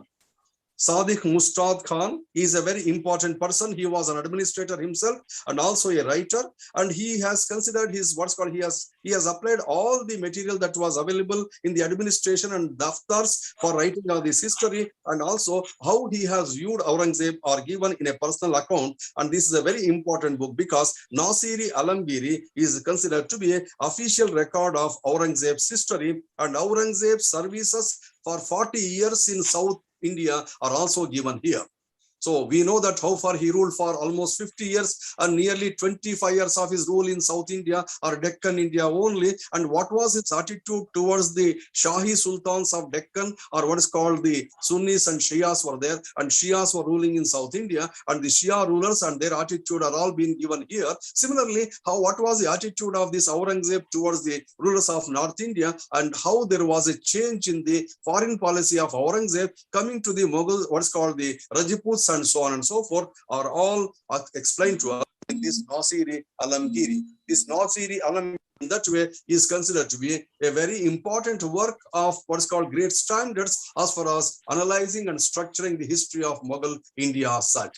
ಮೊಘಲರ ಇತಿಹಾಸವನ್ನು ವಿವರಣೆ ಮಾಡಲಿಕ್ಕೆ ಬರತಕ್ಕಂತ ಬಹಳ ಮುಖ್ಯವಾಗಿರ್ತಕ್ಕಂಥ ಗ್ರಂಥಗಳಲ್ಲಿ ಇದು ಬಹಳ ವಿಶೇಷವಾಗಿರ್ತಕ್ಕಂಥ ಗ್ರಂಥ ಅಂತ ಹೇಳಬೇಕಾಗುತ್ತೆ. ಯಾಕಂದ್ರೆ ಇಲ್ಲಿ ದಕ್ಷಿಣ ಭಾರತದ ಒಂದು ಆಡಳಿತವನ್ನ ಕೊಡ್ತಾ ಹೋಗ್ತಾನೆ, ಅಷ್ಟೇ ಅಲ್ಲ, ಮೊಘಲರು ಆಗಿರ್ತಕ್ಕಂಥ ಅವ್ರು ಯಾವ ರೀತಿಯಲ್ಲಿ ರಜಪೂತರ ಜೊತೆಯಲ್ಲಿ ತಮ್ಮ ಸಂಬಂಧಗಳು ಅಂತಕ್ಕಂಥದನ್ನ ಸ್ವಲ್ಪ ಬದಲಾವಣೆ ಮಾಡ್ಕೋಬೇಕಾಗಿ ಬಂತು ಅಂತಕ್ಕಂಥದ್ದು.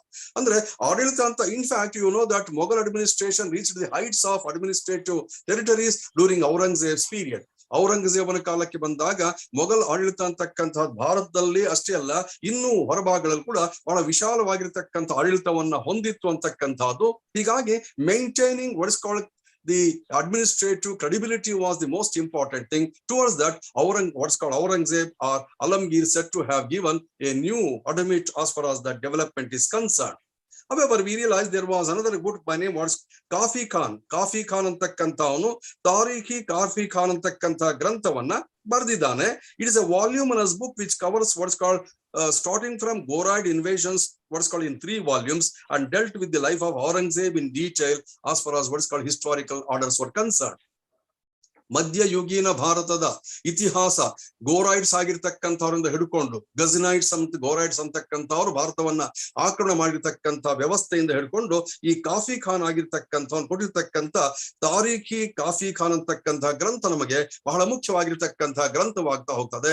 ಈ ಗ್ರಂಥದಲ್ಲಿ ನಮಗೆ ಆ ಮಧ್ಯಯುಗೀನ ಕಾಲದ ಪರಿಪೂರ್ಣವಾಗಿರ್ತಕ್ಕಂಥ ರಾಜಕೀಯ ಚಿತ್ರಣ ಕೊಡ್ಲಿಕ್ಕೆ ಇಲ್ಲಿ ಪ್ರಯತ್ನ ಮಾಡಲಾಗಿದೆ. It is a work which deals with the political development of the entire medieval India in all the different parts of the country, whether it west, east, south, and north. Every aspect of what is called political geography is given, and how there were what is called the division of the empire was into various fractions, and how many rulers were ruling, both Hindu rulers as well as the what is called Rajput rulers were there, and all these rulers, how they were tackled by the Mughal administration. Everything is given to us during that period by this Kafi Khan. And this Kafi Khan's works are very, very important from that point of view. Probably we come across it was during Aurangzeb's period again. There was a writer by name Ishwar Das. Ishwar Das antakkanta obba barahagara, and we come across that he has written a very beautiful book by name what's considered to be Futa-i-Alamgiri. Futa-i-Alamgiri antakkanta ಗ್ರಂಥವನ್ನ ಬರೆದಿದ್ದಾನೆ.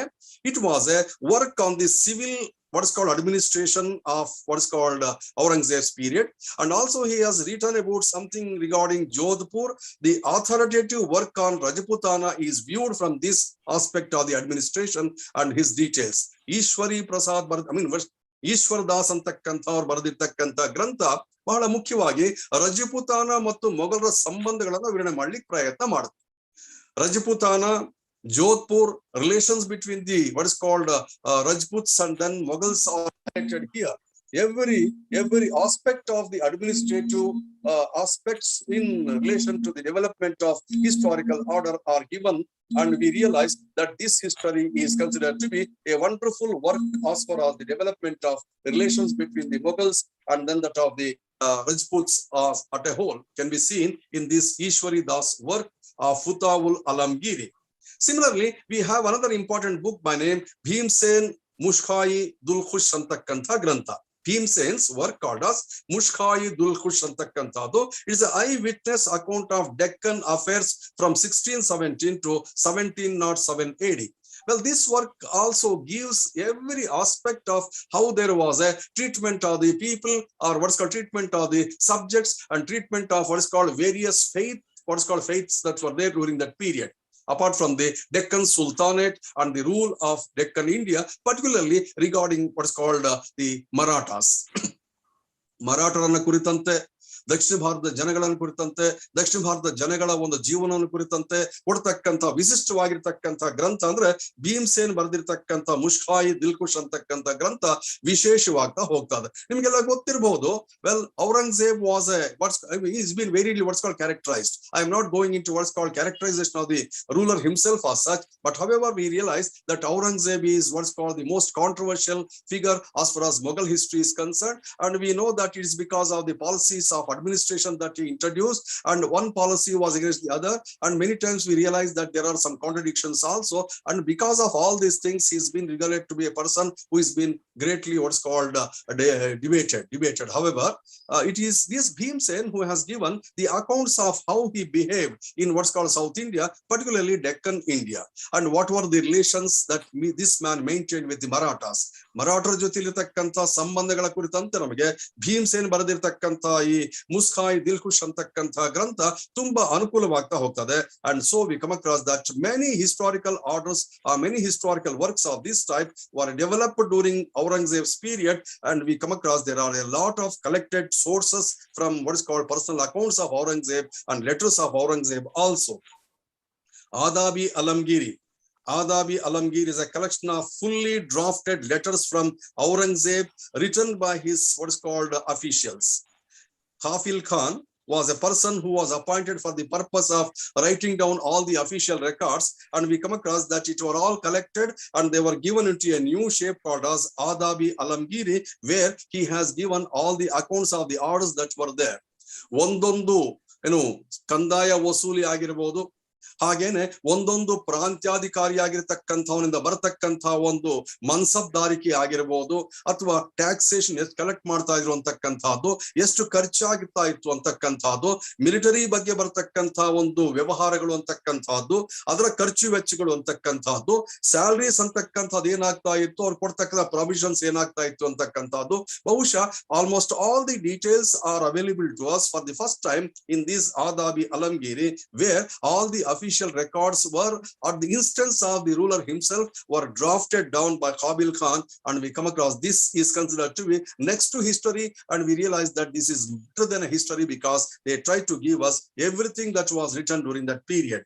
Well, we realize apart from all these official records written during that period, we realize that some of the works written in the name of autobiographies are considered to be very, very, very important to us. And these namas, or what's called the accounts written by themselves as autobiographies, have constituted a very important aspect of the administration and their what's called development as such. Herein we come across that the most important autobiography that can be spoken is considered to be Babar Nama himself in Turkish language. It was written in what is called 1508 to 1530. A great capture of the period is given to us, in which we come across Abdul what's called Rahim Khan has translated into Persian literature, Persian language in 1598. And so also we come across Bairam Khan's administration is wonderfully given. Mrs. Annette Bendovogi has translated that into English into what's called, it is considered to be Hyderabad copy. And we come across, it is a very important what's called description of India is given to us as far as the flora and fauna is concerned. The rich country that what's called seems to have deposits of gold and silver, wherein we come across every aspect of workmanship is given in this book. There is a fixed what's called a cost for every kind of work that was developed during that period.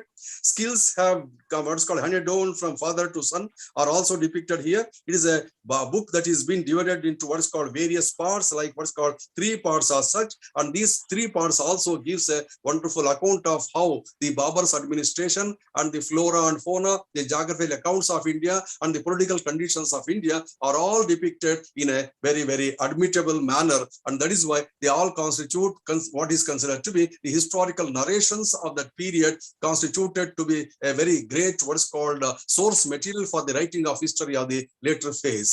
ನಮ್ಗೆ ಈ ಬಾಬರ್ ನಾಮ ಅಂತಕ್ಕಂಥ ಗ್ರಂಥ ಒಂದು ಹೊಸದಾಗಿರ್ತಕ್ಕಂಥ ಅಧ್ಯಾಯವನ್ನ ಸೃಷ್ಟಿ ಮಾಡಿತ್ತು ಅಂತ ಹೇಳಬೇಕಾಗತ್ತೆ.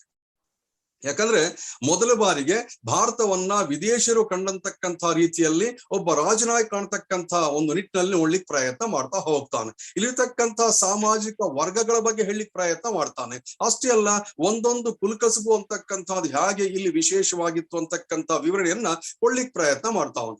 ತಂದೆಯಿಂದ ಮಗನಿಗೆ ಒಂದು ಯಾವುದೋ ಒಂದು ಸ್ಕಿಲ್ ಅಂತಕ್ಕಂಥದ್ದು ಹೇಗೆ ಟ್ರೆಡಿಷನಲ್ ಆಗಿ ಬರ್ತಾ ಇತ್ತು ಅಂತಕ್ಕಂಥ ವಿವರಣೆ ಕೊಡ್ತಾ ಹೋಗ್ತಾನೆ. ಈ ದೇಶ ಅಂತಕ್ಕಂಥ ಸಂಪತ್ತಿನ ಒಂದು ದೊಡ್ಡ ಗಣಿಯಾಗಿ ಅಂತಕ್ಕಂಥ ವಿವರಣೆಯನ್ನು ಕೊಡ್ತಾ ಹೋಗ್ತಾನೆ. ಇಲ್ಲಿರ್ತಕ್ಕಂಥ ಸಂಪತ್ತು ಬಹುಶಃ ಎಲ್ಲಾ ಪ್ರಪಂಚಕ್ಕೂ ಹಂಚಬಹುದು ಅಂತಕ್ಕಂಥ ಮಾತನ್ನ ಬಾಬರ್ ಆಗಿರ್ತಕ್ಕಂಥ ಅವ್ನು ಹೇಳ್ತಾನೆ. ಆ ಒಂದು ನೀತಿಯ ಒಂದು ವಿಶಾಲವಾಗಿರ್ತಕ್ಕಂಥ ವಿವರಣೆ ಅಂತಕ್ಕಂಥದನ್ನ ಬಾಬರ್ ನಾಮದಲ್ಲಿ ಕಾಣ್ಲಿಕ್ಕೆ ಸಾಧ್ಯ ಆಗ್ತಾ ಹೋಗ್ತದೆ. ಈ ನಾಮಗಳು ಅಂತಕ್ಕಂಥದ್ದು ಬಂದಾಗ ಬಹುಶಃ ಬಾಬರ್ ನಾಮ ಅಂತಕ್ಕಂಥದ್ದು ಒಂದು ರೀತಿಯಲ್ಲಿ ಬಹಳ ಪ್ರಮುಖವಾಗಿರ್ತಕ್ಕಂಥ ಗ್ರಂಥವಾಗಿ ಕಾಣ್ತಾ ಹೋಗ್ತೀವಿ.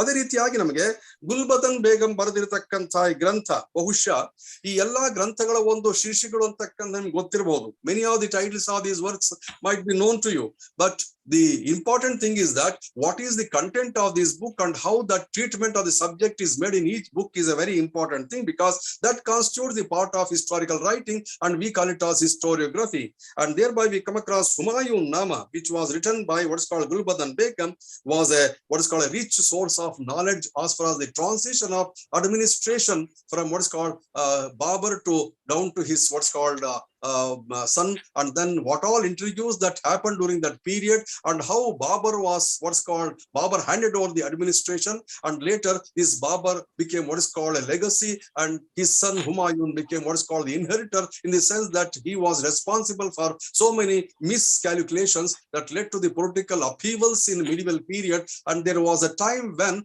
Humayun was even what's called about to be losing what's called his power at one point of time, and because of what's called insanity that was developed by him in his thinking and this process. ಈ ಗುಲ್ಬದನ್ ಬೇಗಂ ಬರೆದಿರ್ತಕ್ಕಂಥ ಗ್ರಂಥವನ್ನ ಕೆಲವು ಇತಿಹಾಸಕಾರರು ಒಂದು psychological ಗ್ರಂಥ ಅಂತಕ್ಕಂಥ ಮಾತನ್ನ ಹೇಳ್ತಾರೆ. ಇದು psychological ಗ್ರಂಥ ಅಂತ ಯಾಕೆ ಹೇಳ್ತಾರೆ ಅಂದ್ರೆ, ಹುಮಾಯೂನ್ ಆಗಿರ್ತಕ್ಕಂಥವನು ಕಾಲದಲ್ಲಿ ಏನಾಗಿತ್ತು ಅಂದ್ರೆ ಒಂದಷ್ಟು ನಿರ್ಣಯಗಳು ಅಂತಕ್ಕಂಥ ಸರಿಯಾಗಿ ತಗೊಳಕ್ ಆಗ್ಲಿಲ್ಲ ಅವನಿಂದ, ಕಾರಣಾಂತರಗಳಿಂದ. He was he was driven by the concept of emotions. ಅವನಿಗೆ ಭಾವನೆಗಳು, ಭಾವನಾತ್ಮಕವಾಗಿರ್ತಕ್ಕಂಥ ರೀತಿಯಲ್ಲಿ ಅವನು ಆಡಳಿತ ಮಾಡ್ಲಿಕ್ಕೆ ಪ್ರಯತ್ನ ಮಾಡ್ತಾ ಹೋಗ್ತಾನೆ. ತನ್ನ ಸಣ್ಣದಾಗಿರ್ತಕ್ಕಂಥ ವಿಕ್ಟರಿಗಳನ್ನ ಅಷ್ಟೇ ಹೆಚ್ಚು ಅನ್ಕೊಳ್ಳಕ್ ಪ್ರಯತ್ನ ಮಾಡ್ತಾ ಹೋಗ್ತಾನೆ. ಅಷ್ಟೇ ಅಲ್ಲ, ತನ್ನ ದಾಯಾದಿಗಳಾಗಿರ್ತಕ್ಕಂಥವ್ರು, ತಮ್ಮಂದರಾಗಿರ್ತಕ್ಕಂಥವ್ರ ಜೊತೆಯಲ್ಲಿ ಅವ್ನು ನಡ್ಕೊಳ್ತಕ್ಕಂಥ ರೀತಿ ಏನಾಗಿತ್ತು ಅಂದ್ರೆ ಅದು ರಾಜಕೀಯವಾಗಿರ್ಲಿಲ್ಲ, ಅದು ಕೇವಲ ಭಾವನಾತ್ಮಕವಾಗಿರ್ತಕ್ಕಂಥ ಅಂಶಗಳಾಗಿತ್ತು. ಈ ಭಾವನಾತ್ಮಕವಾಗಿರ್ತಕ್ಕಂಥ ಅಂಶಗಳಿಂದ ಅವ್ನಿಗೆ ಏನಾಯ್ತು ಅಂದ್ರೆ ಒಂದು ಮಟ್ಟಕ್ಕೆ ಬಂದಾಗ ಅಧಿಕಾರವನ್ನ ಕಳ್ಕೊಳ್ತಕ್ಕಂಥ ವ್ಯವಸ್ಥೆಗೆ ಬರ್ತಾ ಹೋಗ್ತಾನೆ. ನಿಮ್ಗೆಲ್ಲ ಗೊತ್ತಿದೆ, it was interim period where Sher Shah Suri ಆಗಿರ್ತಕ್ಕಂಥ ಅಧಿಕಾರಕ್ಕೆ ಬರ್ತಾನೆ. He ruled for 5 years, and that phase was considered to be a difficult phase in the history of the Mughals. ಹಾಗಾಗಿ ಇತಿಹಾಸ ಏನ್ ಹೇಳುತ್ತೆ ಅಂದ್ರೆ, ಮೊಘಲರಾಗಿರ್ತಕ್ಕಂಥ ಆಡಳಿತ ಮಾಡ್ಬೇಕಾದ್ರೆ ಅವನಿಗಿಂತ ಹಿಂದೆ ಬರ್ತಕ್ಕಂಥವ್ರು, ನಂತರ ಮುಂದೆ ಬಂದಿರ್ತಕ್ಕಂಥವರೆಲ್ಲ ಒಂದು ಸಮಗ್ರವಾಗಿರ್ತಕ್ಕಂಥ ಚಿಂತನಾ ಲಹರಿಯಲ್ಲಿ ಅಧಿಕಾರ ಮಾಡ್ಲಿಕ್ಕೆ ಹೋಗ್ತಾರೆ. ಆದ್ರೆ ಹುಮಾಯೂನ್ ಆಗಿರ್ತಕ್ಕಂಥವ್ನ ಅಧಿಕಾರ ಅಂತಕ್ಕಂಥ ಅವರು ಕೆಲವು ಮಾನಸಿಕವಾಗಿರ್ತಕ್ಕಂಥ ಕುಂದುಕೊರತೆಗಳಿಂದ ತುಂಬಿತ್ತು ಅಂತಕ್ಕಂಥ ಅಂಶ ನಮ್ಗೆ ಗೊತ್ತಾಗುತ್ತೆ. ಹೀಗಾಗಿ ಈ ಗುಲ್ಬದನ್ ಬೇಗಂ ಬರೆದಿರ್ತಕ್ಕಂಥ ಗ್ರಂಥ ಕೆಲವು ಇತಿಹಾಸಕಾರ ಹೇಳೋ ಪ್ರಕಾರವಾಗಿ ಮೊದಲ ಒಂದು ಸೈಕಲಾಜಿಕಲ್ ತರ ಕಾಣ್ತಾ ಹೋಗ್ತೀವಿ. ಇದೊಂದು ಬಾಬರ್ ನಾಮ ಅಂತ ನೋಡ್ಸ್ಕೊಳ್ಳಿ, ಇದು ಒಂದು ಹುಮಾಯೂನ್ ನಾಮ ಅಂತಕ್ಕಂಥ ನಾಮ ಗ್ರಂಥವಾಗಿದ್ರು ಕೂಡ ಅದರಲ್ಲಿ ಬರ್ತಕ್ಕಂಥ ವಿವರಣೆಗಳು ಅಂತಕ್ಕಂಥದ್ದು ನಮಗೆ ಬಹಳ ಹೆಚ್ಚಾಗಿ ಒಂದು ಸೈಕಲಾಜಿಕಲ್ ಪರ್ಸ್ಪೆಕ್ಟಿವ್ ಅಲ್ಲಿ ಬರ್ತಕ್ಕಂಥ ಒಂದು ಅಂಶಗಳು ಅಂತಕ್ಕಂಥ ಮಾತನ್ನ ನಾವು ಕಾಣ್ಲಿಕ್ಕೆ ಸಾಧ್ಯ ಆಗ್ತಾ ಹೋಗ್ತದೆ. So we realize that these works became the most important what's called source material for the study of historical writings of the Mughal period. Now, on the basis of all these original sources, we come to know that how far some of the historians of the later phase begin to develop history in their own manner, and they have given a wonderful account of Mughal India in their writings. Probably the most important writings that can be understood is considered to be written by Eliot and Dowson. ಈಲಿಯಟ್ ಮತ್ತು ಡೌಸನ್ ಅಂತಕ್ಕಂಥವ್ರು ಬರೆದಿರ್ತಕ್ಕಂಥ ಗ್ರಂಥಗಳು ಬಹಳ ವಿಶೇಷವಾಗ್ತಾ ಹೋಗ್ತದೆ. ಈಲಿಯಟ್ and ಡೌಸನ್ ಆಗಿರ್ತಕ್ಕಂಥವ್ರು they have written 9 volumes of Indian history and titled as History of India as told by its own historians. History of India as told by own historians ಅಂತಕ್ಕಂಥ ಗ್ರಂಥದಲ್ಲಿ they have given all the accounts of the foreign accounts of India, and particularly they have concentrated on the medieval period and later period as such. ಅದರಲ್ಲಿ ನಮ್ಗೆ ಕಾಣತಕ್ಕಂಥದ್ದು how the what is called the Mughal phase and the Muslim phase have been depicted, and they have come to what is called analyze the historical order and the writing of history underwent a great change. They say ಇತಿಹಾಸ ಬರವಣಿಗೆ ಅಂತಕ್ಕಂಥದ್ದು ದೊಡ್ಡದಾಗಿರ್ತಕ್ಕಂಥ ಪರಿವರ್ತನೆಗೆ ಗುರಿ ಆಯ್ತು ಅಂತಕ್ಕಂಥ ಮಾತನ್ನು ಹೇಳ್ತಾರೆ. ಆ ಪರಿವರ್ತನೆ ಅಂತಕ್ಕಂಥ ಏನು ಅಂದ್ರೆ, the first and the foremost is that choice of the subject was taken as the yardstick of the measure of development of historiography. Choice of the subject ಅಂದ್ರೆ ಯಾವ ವಸ್ತು ವಿಷಯವನ್ನ ಕುರಿತಂತೆ ಇತಿಹಾಸ ಬರಿಬೇಕು ಅಂತಕ್ಕಂಥದ್ದು ಬಂದಾಗ they try to make a comparison between what was the subject matter of history before that was in the ancient period and what was the subject matter of history in the medieval period. They say that in the ancient period, they started what is called ethics and morality, and then this world and the other world, and they mixed up the life of the people together, and thereby there was some confusion because they could not specify what exactly is the subject matter of history. Except Kalhana, except what is called Kautilya's Arthashastra, and except what is called Bana's Harshacharita, we come across there was a culmination of so many factors into historical order, and so history was not clear because they tried to mix up this world, the temporal world, and the spiritual world together. But that was not the case when come to what's called medieval period. They say that was the first important aspect. They try to analyze that choice of the subject matter was considered to be the most important aspect of the change of historical writing and narration. ಇತಿಹಾಸ ಬರವಣಿಗೆಯಲ್ಲಿ ಬಂದಿರತಕ್ಕಂತ ಮೊದಲ ಒಂದು ವ್ಯತ್ಯಾಸ ಅಂತಕ್ಕಂಥದ್ದು ಯಾವ ವಸ್ತು ವಿಷಯವನ್ನ ಕುರಿತಂತೆ ಇತಿಹಾಸವನ್ನ ಬರಿಬೇಕು ಅಂತಕ್ಕಂಥದ್ದು. ಇಲ್ಲಿ ಪ್ರಾಚೀನ ಭಾರತಕ್ಕೆ ಹೋದಾಗ ಮರು ಪ್ರಪಂಚ ಅಥವಾ ಬೇರೆ ಪ್ರಪಂಚ ಅಥವಾ ಆಧ್ಯಾತ್ಮಿಕ ಪ್ರಪಂಚ ಮತ್ತು ಇಹಗಳನ್ನ ಮಿಶ್ರಣ ಮಾಡ್ತಕ್ಕಂಥ ಪ್ರಯತ್ನ ಮಾಡಲಾಯಿತು. ಇಲ್ಲಿ ಯಾವುದೋ ಒಂದು ರೀತಿಯ ಒಂದು ನೈತಿಕತೆ ಅಂತಕ್ಕಂಥದ್ದು ಅಥವಾ ಯಾವುದೋ ಒಂದು ಮೌಲ್ಯ ಅಂತಕ್ಕನ್ನಿಟ್ಕೊಂಡು ಜನಜೀವನವನ್ನ ನಿದರ್ಶನ ಮಾಡ್ತಕ್ಕಂಥ ಪ್ರಯತ್ನ ಮಾಡಲಾಯಿತು. ಹೀಗಾಗಿ ಜನಗಳ ಜೀವನ, ಜನಗಳ ಒಂದು ಕಥಾನಗಳು ಅಂತಕ್ಕಂಥದ್ದು ಏನಾಯ್ತು ಅಂದ್ರೆ ಕೇವಲ ಅಲ್ಲಿ ಇಲ್ಲಿ ಏನೋ ರೆಫರ್ ಮಾಡ್ತಕ್ಕಂಥ ಉದಾಹರಣೆಗಳಾಗ್ತಾ ಹೋಯ್ತೆ ಹೊರತು ಅಲ್ಲಿ ಇತಿಹಾಸ ಅಂತಕ್ಕಂಥದ್ದು ಸಮಗ್ರವಾಗಿ ಜನಗಳ ಇತಿಹಾಸನೇ ಬರ್ಲಿಕ್ಕೆ ಆಗಲಿಲ್ಲ. ರಾಜರ ಇತಿಹಾಸ ಅಂತಕ್ಕಂಥದ್ದು ಕೆಲವು ಜನ ಬರೆದ್ರು, ಅಲ್ಲಿ ಏನಾಯ್ತು ಅಂದ್ರೆ ಕೇವಲ ರಾಜರನ್ನು ಹೊಗಳ್ತಕ್ಕಂಥ ಅಂಶವಾಯ್ತು. ಹೀಗಾಗಿ ವಸ್ತು ವಿಷಯದ ಆಯ್ಕೆ ಬಹಳ ವಿಶೇಷವಾಗ್ತಾ ಹೋಗ್ತದೆ. And thereby we come across when it comes to the writing of historiography, historical material is very important, and the choice of historical material is a very important aspect according to Eliot and Dawson, and that is what they have done. The second important aspect is that the style of narration is a very important aspect of historical writing. Style of narration ಅಂದ್ರೆ ಯಾವುದೇ ಬರವಣಿಗೆ ಅಂತಕ್ಕಂಥದ್ದು ಮಾಡ್ಬೇಕಾದ್ರೆ ಯಾವ ಶೈಲಿಯಲ್ಲಿ ನಾವು ಬರೀತೀವಿ ಅಂತಕ್ಕಂಥದ್ದು, ಯಾವ ಭಾಷೆಯನ್ನ ಬಳಸ್ತೀವಿ ಅಂತಕ್ಕಂಥದ್ದು. What is the style and what is the language that we use in the narration of A historical subject R the treatment of A subject is a very important thing. ಅಂದ್ರೆ ನಾವು ಕೇವಲ ಹೊಗಳಿಕೆ ಮಾಡ್ಕೊಂಡು ಹೋಗ್ತಾ ಇರ್ತೀವ, ಕೊಟ್ಟಿರ್ತಕ್ಕಂಥ ವಿಷಯವನ್ನು ಒಪ್ಕೊಳ್ಳೋದನ್ನ ಹಾಗೆ ಹೇಳ್ಕೊಂಡು ಹೋಗ್ತಾ ಇರ್ತೀವ, ಅಥವಾ ಯಾವುದೇ ಒಂದು ವಸ್ತು ವಿಷಯ ಅಂತಕ್ಕಂಥ ಬಂದಾಗ ಅದನ್ನ ನೋಡ್ತಕ್ಕಂಥ ದೃಷ್ಟಿಕೋನ ಅಂತಕ್ಕಂಥದ್ದು ಇತಿಹಾಸಕಾರನಾಗಿ ನೋಡ್ತಕ್ಕಂಥ ದೃಷ್ಟಿಕೋನ ಏನು ಅಂತಕ್ಕಂಥ ಬಹಳ ವಿಶೇಷವಾಗ್ತಾ ಹೋಗ್ತದೆ. So we come across coming to the medieval period, they not only clubbed all the source material, they have given their evaluations. These evaluations are very, very important, and the same evaluations we call in historical method as what's called criticism. And this concept of critical evaluation was something that was introduced in the medieval period, leading to the writing of Mughal history and then Muslim history in a different format compared to the ancient and what's called other periods as such. So here what happened was the ruler was subjected for testimony, whether he was a good ruler or a bad ruler, whether he was what's called working according to the expectations of the people or not. Everything was taken for consideration. So we come across the medieval period saw the treatment of the subject, and then what's called the style of the narration, and then the language that was used. Well, we come across here language would mean what is meant by what's called whether to appreciate a person or what's called test a person, or what's called to test him for what's called so many proofs, etc., was something that can be seen. And thirdly, we come across whether there was a connectivity of source material, whether they imagined and then wrote the history, whether they brought all the facts and figures into their narration is a very important thing that Eliot and Dawson says. ಈಲಿಯಟ್ ಮತ್ತು ಡೌಸನ್ ಅಂತಕ್ಕಂಥವ್ರು ಹೇಳ್ತಾರೆ, ಇತಿಹಾಸ ಬರಿಬೇಕಾದ್ರೆ ಆ ಐತಿಹಾಸಿಕವಾಗಿರ್ತಕ್ಕಂಥ ಪರಿಕಲ್ಪನೆ ಅಂತಕ್ಕಂಥದ್ದು ಕೇವಲ ಒಂದು ಊಹೆ ಆಗಿರ್ತದ ಅಥವಾ ವಸ್ತು ಆಧಾರಿತವಾಗಿರ್ತಕ್ಕಂಥ ನಿರೂಪಣೆ ಆಗಿರ್ತದ, ನಮಗೆ ಸಾಕ್ಷಿ ಆಧಾರಗಳನ್ನ ಇಟ್ಕೊಂಡು ಇತಿಹಾಸ ಬರಲಿಕ್ಕೆ ಸಾಧ್ಯ ಆಗುತ್ತಾ ಅಂತಕ್ಕಂಥ ಅಂಶವಾಗ್ತಾ ಹೋಗ್ತದೆ. ಅದಕ್ಕೋಸ್ಕರ I have not given much importance to what's called some of the works that were written during the Mughal period or what's called medieval period, but just concentrating some of those aspects like what is called how the subject was treated and how they were analyzed and how they were given to what's called posterity is a very important thing. And the same thing was spoken by the later writers as what's called commentators when they come to write history of India as told by their own historians. So we come across this history is a very useful thing because medieval periods saw a proper what's called analysis of historical writing, a due what's called aspect was proven to say that how history should be written. ಇತಿಹಾಸ ಬರಿಬೇಕಾದ್ರೆ ಯಾವ ನಿರೂಪಣಾ ಕ್ರಮ ಅಂತಕ್ಕಂಥದ್ದು ಮಾಡಬೇಕು, ಯಾವ ವಸ್ತು ವಿಷಯವನ್ನ ಆಯ್ಕೆ ಮಾಡ್ಕೋಬೇಕು, ಯಾವ ಶೈಲಿಯ ಭಾಷೆಯನ್ನ ಬಳಸಬೇಕಾಗ್ತದೆ. ಮತ್ತು ಯಾವುದೇ ಒಂದು ವಿಷಯವನ್ನ ನಿರೂಪಣೆ ಮಾಡಬೇಕಾದ್ರೆ ಅಲ್ಲಿ ಬಳಸಬೇಕಾಗಿರ್ತಕ್ಕಂತಹ ಒಂದು ಐತಿಹಾಸಿಕ ಒಂದು ವೆಪನ್ ಅಂತಕ್ಕಂಥದ್ದು ಏನು ಅನ್ನೋದನ್ನ ವಿವರಣೆ ಮಾಡ್ಲಿಕ್ಕೆ ಪ್ರಯತ್ನ ಮಾಡಲಾಯ್ತು ಅಂತಕ್ಕಂಥ ಮಾತನ್ನ ಇಲ್ಲಿ ಕಾಣ್ಲಿಕ್ಕೆ ಸಾಧ್ಯ ಆಗ್ತಾ ಹೋಗ್ತದೆ. Well, we come across after this Eliot and Dawson, we realized there were so many what's called writers who started translating the works. ಅನೇಕ ಗ್ರಂಥಗಳು ಅಂತಕ್ಕಂಥದನ್ನ ತರ್ಜುಮೆ ಮಾಡಲಾಯಿತು. ಈ ಎಲ್ಲಾ ಗ್ರಂಥಗಳು ಅಂತಕ್ಕಂಥ ನಂತರ ಏನಾಯ್ತು ಅಂದ್ರೆ ಈ ಮಧ್ಯ ಯುಗೀನ ಕಾಲದ ಇತಿಹಾಸಕ್ಕೆ ಬೇಕಾಗಿರತಕ್ಕಂಥ ಒಂದು ತಳಹದಿ ಆಗ್ತಾ ಹೋಗ್ತದೆ. And they became the source material of history and all these sources later were adapted and they were what's called used for the writing of history of the medieval period. In fact medieval period continued even beyond 1707 AD.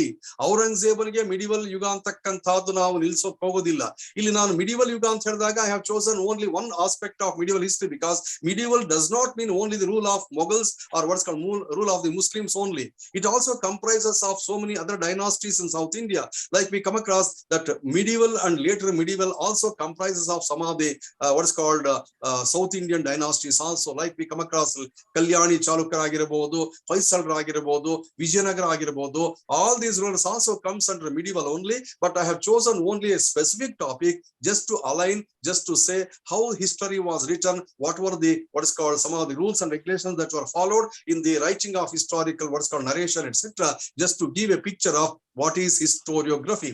ಇತಿಹಾಸ ಲೇಖನ ಕಲೆ ಅಂತಕ್ಕಂಥದ್ದು ಏನಾಗುತ್ತಂದ್ರೆ ಒಬ್ಬ ಇತಿಹಾಸಕಾರನಾಗಿರ್ತಕ್ಕಂಥವನು ಒಂದು ಮಾಹಿತಿಯನ್ನು ಇಟ್ಕೊಂಡು ಅದನ್ನ ಹೇಗೆ ನಿರೂಪಣೆ ಮಾಡ್ಲಿಕ್ಕೆ ಪ್ರಯತ್ನ ಮಾಡ್ತಾನೆ, ಒಂದು ಕಾಲಮಾನಿಕವಾಗಿರ್ತಕ್ಕಂಥ ಒಂದು ಕನೆಕ್ಟಿವಿಟಿಯನ್ನ ಕೊಡ್ಲಿಕ್ಕೆ ಪ್ರಯತ್ನ ಮಾಡ್ತಾನೆ. ಇತಿಹಾಸ ಬರಿಬೇಕಾದ್ರೆ ಫಾಲೋ ಮಾಡಬೇಕಾಗಿರ್ತಕ್ಕಂಥ ತತ್ವಗಳು ಏನು ಅಂತಕ್ಕಂಥದನ್ನ ದೃಷ್ಟಿಲಿಟ್ಕೊಂಡು ಅದನ್ನ ಹೇಳ್ತಕ್ಕಂಥ ಪ್ರಯತ್ನ ಮಾಡಿದೀನಿ. I have not gone into the details of the entire words called writings of Mughal period as such, and also I have not gone in order also, just to what's called align, because that becomes what is called one of the aspects of what is called narrating what is been already given to you. ನಿಮ್ ಕೊಟ್ಟಿರ್ತಕ್ಕಂಥ ವಿಷಯವನ್ನೇ ಮತ್ತೆ ನಾನು ಪುನರಾವರ್ತನೆ ಮಾಡ್ತಕ್ಕಂಥ ಪ್ರಯತ್ನ ಮಾಡ್ಲಿಕ್ಕೆ ಹೋಗಿಲ್ಲ. ಇಲ್ಲಿ ಮಾಡಿರ್ತಕ್ಕಂಥ ಪ್ರಯತ್ನ ಅಂತಕ್ಕಂಥದ್ದು ಇತಿಹಾಸ ಲೇಖನ ಕಲೆ ಅಂತಕ್ಕಂಥದಕ್ಕೆ ಇರ್ತಕ್ಕಂಥ ಕೆಲವು ತತ್ವಗಳನ್ನ ನಿರೂಪಣೆ ಮಾಡ್ತಕ್ಕಂಥದಕ್ಕೆ ಒಂದು ಉದಾಹರಣೆಯಾಗಿ ತಕೊಂಡು ಮಧ್ಯಯುಗಿನ ಕಾಲ ಅಂತಕ್ಕಂಥದನ್ನ ತಕೊಂಡಿದ್ದೀನಿ. ಹೀಗಾಗಿ I have chosen one phase only to explain what is historiography, and this historiographical aspect that has started what's called from the Greek phase down to the present period is being continued. Even today we come across there are so many aspects of historical narrations are there. ಇವತ್ತು ನಾವು subaltern history ಅಂತ ಹೇಳ್ತಾ ಇದೀವಿ, people's history ಅಂತಕ್ಕಂಥ ಮಾತನ್ನ ಹೇಳ್ತೀವಿ, ಮಾರ್ಕ್ಸಿಯನ್ history ಅಂತಕ್ಕಂಥ ಮಾತನ್ನ ಹೇಳ್ತೀವಿ, ಅಥವಾ ಟೂರಿಸಂ ಹಿಸ್ಟ್ರಿ ಅಂತಕ್ಕಂಥ ಮಾತನ್ನ ಹೇಳ್ತೀವಿ, ಟ್ರೇಡ್ ಅಂಡ್ ಕಾಮರ್ಸ್ ಅಂತಕ್ಕಂಥ ಇತಿಹಾಸ ಇರಬಹುದು, ಅಥವಾ ನಾವು we have come down to what's called study of history which is connected more to the people than the administrators than that of what's called the rulers etcetera. And that is because of the course of development of historical interest in what's called various phases. ಜನಗಳಿಗೆ ಬೇಕಾಗಿರ್ತಕ್ಕಂಥ ಇತಿಹಾಸವನ್ನು ಆರಿಸ್ಕೊಳ್ಳೋ ಪ್ರಯತ್ನ ಇದೆಯಲ್ಲ, ಅದು ಇತಿಹಾಸ ಬರೀತಕ್ಕಂಥ ಕಲಿ ಆಗ್ತಾ ಹೋಗ್ತದೆ. ಐತಿಹಾಸಿಕ ನಿರೂಪಣೆಗೆ ಬಂದಾಗ ಅದನ್ನ ಪ್ರಯತ್ನ ಮಾಡಿ ಅದನ್ನ ಇಂಟ್ರೊಡ್ಯೂಸ್ ಮಾಡ್ತಕ್ಕಂಥ ಕೆಲಸ ಮಾಡಿದೀನಿ. I do not know exactly how best or how far I have been in a position towards called convince you how best I can be in a position towards called, because I have chosen a topic in the middle of what is called the flow of historical order or historical narration. And if you what is called try to analyze the historical what is called development of the medieval period, you have to go to all the sources that are there, and each source can be given what is called separate what is called interest, and every source will be of lot of importance to us from that point of view.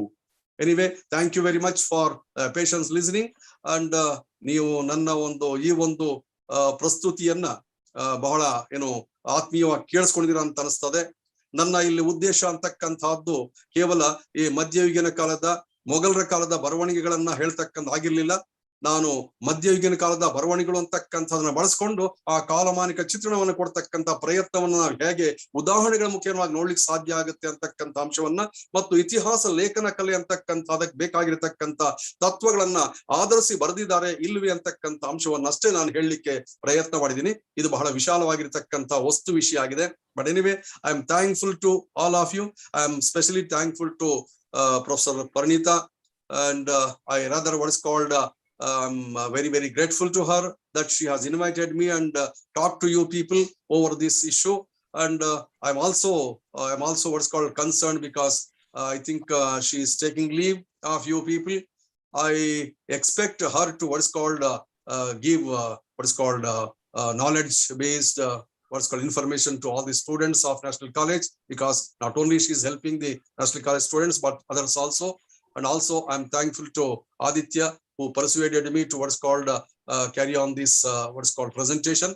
And I also thank all the administrative and then what's called concerned National College, what's called officials for inviting me and offering me this opportunity. And it would have been a great thing if you had come to what's called your own venue and then what's called presented these facts before you. But because of the pandemic that we are in, it is not possible to have what's called a direct contact. But however, this webinar has thrown open what's called the not only geographical what's called boundaries are open, but even what's called hearts of the people are also open. And so we can be in a position to meet at any given point of time.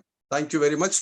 Thank you, Dr. Parinita. Thank you, sir, Dr. Sheikh Mastan. Thank you. Thank you very much. You've enhanced the prestige of this platform, to be very frank. Now I don't know. over to, yes, sir, yes. Now don't over know. to Dr. Mv Usha Devi, because I'm sure students are eager to listen to her also. And due to paucity of time, I actually want to ensure that a nice seminar is organized here once the economy opens up, sir. Yes, yes, of course, of course. We expect from you because you are a very active member. Yes, And sir. Yes. you know how you can be an inspiration to your students. Thank you. Thank you. It's a very interesting thing. Yes, sir. Anyway, thank you again for the invitation. Thank you, ma'am. Thank you, sir. Thank you. Over to Dr. Mv Usha Devi. We are eager to listen to her. Madam, you are welcome. You can start your talk.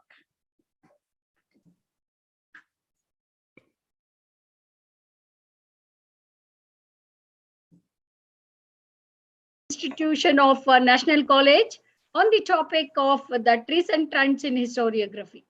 So I have taken a special privilege to thank the organizers, particularly a very good friend and a very good scholar and academician who has contributed in writing historical textbooks also for the use of the students, Dr. Parinit. So National College in the intention of history department that is focused on Parinita. So she encourages all the youngsters as a board of studies members, each period, each academic, as they complete their undergraduation, they'll be the board members of board of studies. That is the encouragement given by Parinita. So in that regard, the two ways of constructing history. In the way of constructing history or highlighting history, she has been great enthusiastic in promoting the young generation to be involved in history. As Professor Madam was telling, the principal of your college, that history was a neglected subject. What is there in history with that background and all? So with that background, Parinita has done a very wonderful job in organizing this webinar. So first and foremost, I wanted to congratulate Parinita, Professor, and again Aditya, the lecturer in the department. My point here is that already my teacher and Professor Sheikh Mastan sir had already expressed about the relevance of historiography. Historiography is the method of historical writing, as you all know very well. So here I wanted to share some of the important aspects during the modern period. And we know that history has been bifurcated into 5 periods: prehistoric, ancient period, medieval period, modern period, and again contemporary. So with that background, I have selected, because my specialization was in modern India. So with that intention, I have specialized on socio-economic history of modern India. Based on that, I wanted to bring in some of the important writings, that is historiography. And with this background, we all know that historical writing or historiography that has been bifurcated into several divisions based on the chronology. One is the colonial, because it started with the colonial period, the historical writings, as Sir was explaining about the period from Greek and again the Romans and again all Europeans that had impacts on Asian continent also. But in Asia in general and India in particular, we come across the colonial writers, the imperial writers, then with that simultaneously the nationalist writings, then again we have the Marxist writing. Along with that Marxist, we have got also the recent trends like the subalterns and the people history.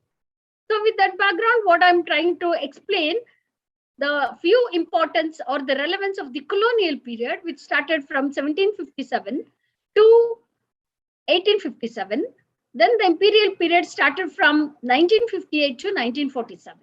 With this periods of the British rule in India, they were the pioneers who gave importance for the establishment of the documentation of the historical, political, social, economical, administrative, all those records have been maintained in a place called archives. So I wanted to explain the importance or the relevance of archives also during the modern period. So we all know very well that all the administrative records have been preserved in the place called the repositories, particularly the India Office Library, London. And again, we have got National Archives of India, New Delhi, and we have got all the regional and again the local archives, that is Karnataka State Archives and the District State Archives, where all the periods of administration, economy, polity, society, culture, all the documentations on the published or unpublished or the primary source, what we call, have been preserved in the archives.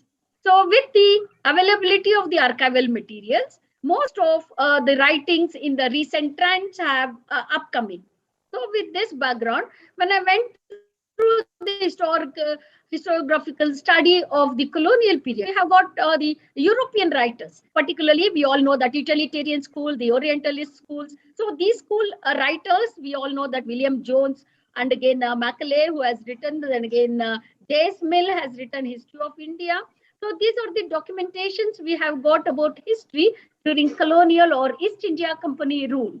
With the advent of the Europeans, we know that majority of the European trading companies which had started their connections or the relationship with India have been documented in the Portuguese, that is the Goa archives. We come across the records that has been preserved, the relationship between Portugal and the native administrative rulers, and very little writings have come up on those relations.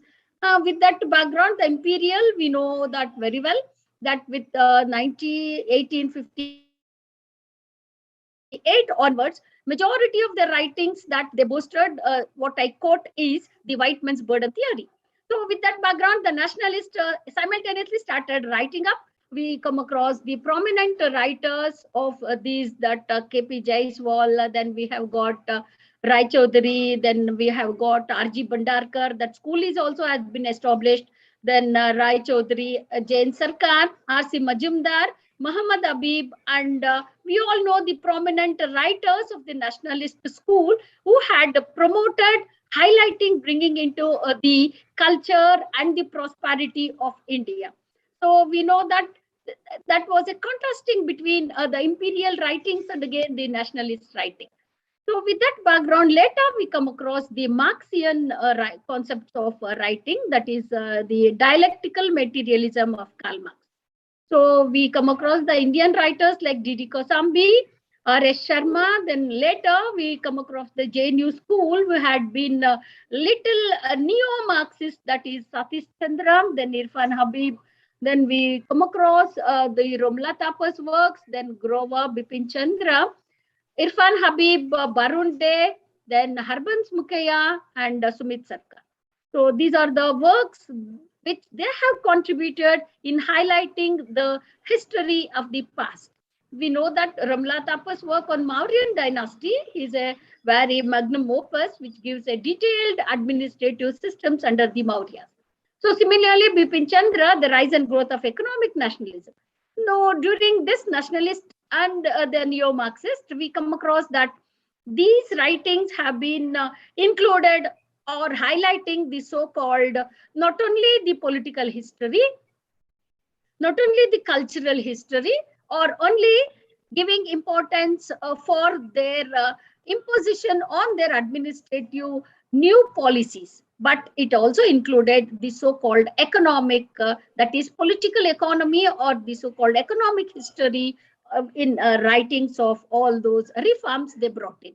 Take, for example, economic history. We have got who had started particularly the drain theory, that is Dadabhai Naoroji, who had written a very valuable work criticizing the administrative or the economic policies of the imperial or the British rule in India, the poverty and un-British rule in India, which is a very voluminous work. Then similarly, we have got the works of R.C. Datta, J.V. Joshi, Subramanya Iyer. Then similarly, it goes on and on, the writings of all the economic aspects which criticize the British policies that was self-oriented and wanted to claim or drain all the source and resources of India to their own motherland. So with this background, all this historical writing gives us the information about what is the intention of British rule in India. I quote that the British in India were to make money. The intention, the reforms they brought in was very much highlighted in the name of drain theory. So we have similarly, the writings about D.D. Kosambi, who has written the introduction to the history. Then again, R.A. Sharma's works also has contributed in highlighting the culture, the tradition, and the society that has existed in India. So similarly, with those works, we have got more number of new trends that are coming up, like Sir was also explaining about people's history, which has been published, continuous works published by Irfan Habib, that school of JNU, that is Aligarh Muslim University, is also publishing the series of people's history. So there also society, the economy, then again we come across the polity of all the periods, particularly ancient and medieval, and then again the later medieval Indian history, we have the information. One important point I wanted to discuss here is that the new trends that 1917 onwards, it has gained importance the worldwide, but again its impact on India also is the recent trends in subaltern studies. This gives more importance and relevance for the neglected ones in the society. First and foremost, we all know when you go through the historical background of the subaltern studies in 1917, which has started by an Italian person who was known as Gramsci. He was the pioneer. He has written a book that the prison's notebook and the modern prison, and he wanted to highlight the term subaltern means a second ranking, a subaltern, a low ranking, a person not included into the mainstream. What we speak about, the exclusive theory, that has to be included into history. So till now we have traced all the new trends in historical writing was that euologizing and writing, or an anti towards it. Yes, we are also equally prosperous, equally competent to be the administrator. So with that background, which was the neglected area of the peasants, the gender particularly, then again the nomadics, the Dalits, then again we have got the tribals whose history has not been included. With this background, in the historical writing of this subaltern studies, for the first time in the year 1970, all these people met in London to write history on South Asian historiography. So with that background, the first work was published in 1982 under the editorship of Ranjit Guha, who was a pioneer from India, from Calcutta. He has initiated to write the subaltern studies. This subaltern series has till now has been published nearly 14 volumes, and we all know that it has been included with starting from Ranjit Guha, we have got Dipesh Chakraborty, David Arnold, even an Europeans also joined with it, because it has initiated from Italian concept of the subaltern, and Gramsci, who had promoted this, Antonio Gramsci. Then it has been also inspired, or it has also has been one of the interesting field of study of this subaltern. So that is the labor. We know that earlier the Marxian writings had included with the laborers or the common peoples. But here the neglected ones, this is very important aspect, that is the historical writing in the new trends, is that the neglected ones in the society who have been economically deteriorated, or not included into the mainstream of society, polity, or economy. So with this background, we have seen that 14 volumes have been published, which has been edited or co-edited by David Hardiman and David Arnold, then Dipesh Chakraborty. These are the prominent writers who wanted to highlight the neglected ones in the society. So with this background, they have taken up the Gujarat, Bengal, Tamil Nadu, so on and so forth, which were the areas had to be brought into the mainstream of the society. So take, for example, the writings of David Arnold, where he speaks about the colonial period, where the outbreak of the famine, because I have worked on famines in India with special reference to Karnataka or the Mysore province, where we come across that what was the causes for this famine and the contagious disease that was broken out, and what was the remedial measures or the relief policies that has been initiated by the government of British India. Because in their archival sources and all, they had brought in as a relief policy the opening of the kitchens, that is providing food for the destituted, and again the outbreak. We come across three important aspects in the famines, and we can go through B.M. Bhatia, who has worked relevantly on these famines of India. Simultaneously, we have got another European writer, that is William Digby.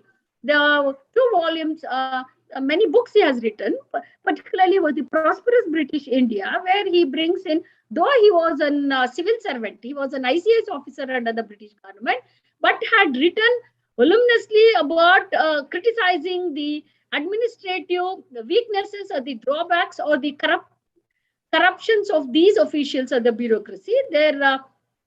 He brings in that how much amount has been drained from India to England.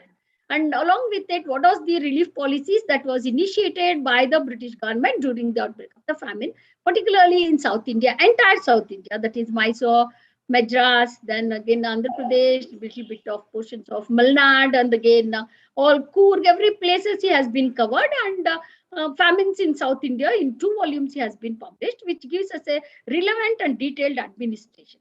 And again, most of the Europeans have also written on these famines related to the causes of it and account. We could find that there were the 3 important points that has been highlighted. One is the outbreak of these natural calamities is the failure of the nature. That is, nature is the main cause for the outbreak of this continuous famine. Because during this colonial period, what we could see is that how the government failed in coping with or preventing this policy. And main thing, they did not have any policies of precautionary measures. Then again, the preventive policies. They had taken only precautions and not the preventive policies. That could be found there.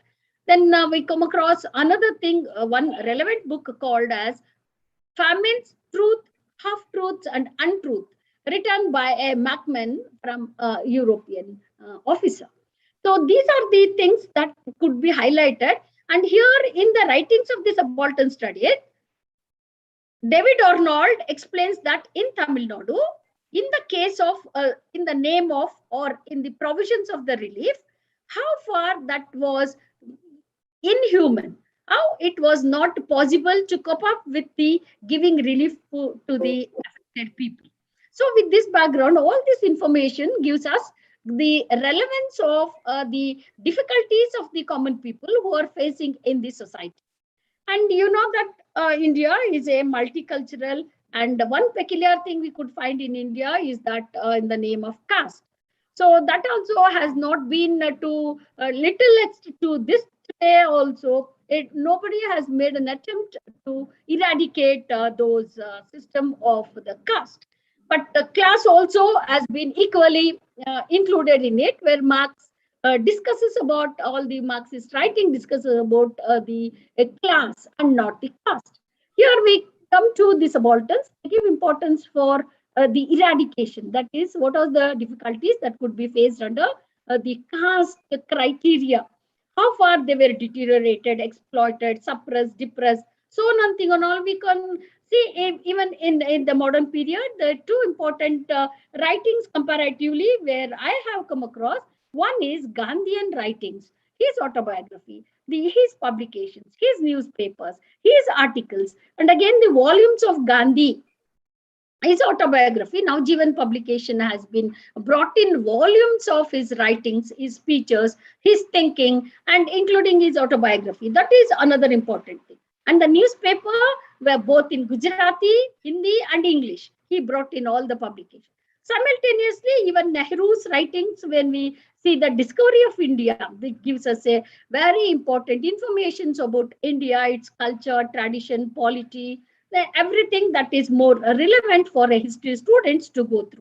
And simultaneously, when we see read about the Dr. B.R. Ambedkar's writings and speeches, his books he has published, and the newspaper, nearly 5 newspapers he had published, wherein he brought in.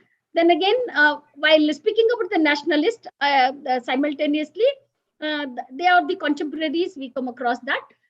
Kesari and Maratha of the Tilak's works and all.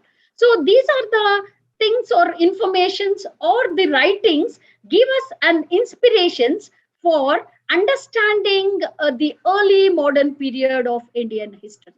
How was the society? What was the economic status? What was the policies that was brought in by the British government?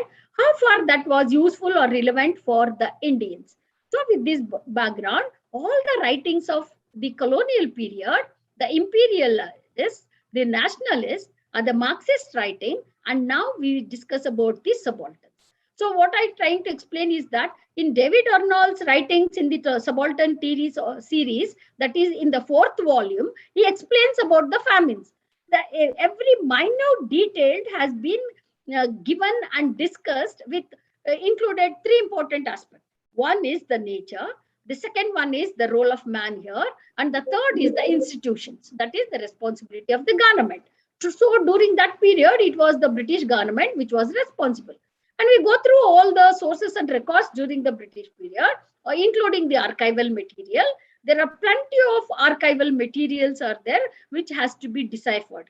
And for your kind information, even in archives, we have got plenty of the material during Hyder Ali and Tipu Sultan, that is pre-British rule, which has started in Karnataka or in Mysore particularly.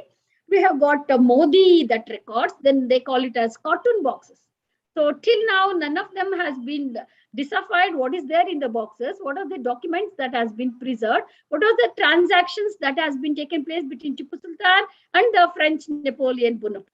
So these are the preservatories that have to be deciphered, and the later generation that could have a detailed study about these relevant documents or the records. So similarly, when we see that these archives as a important repository giving or understanding or giving an impetus for writing historical informations about the colonial period or the contemporary period, but how far the youngsters, the young research scholars are making use of these archives is a question mark.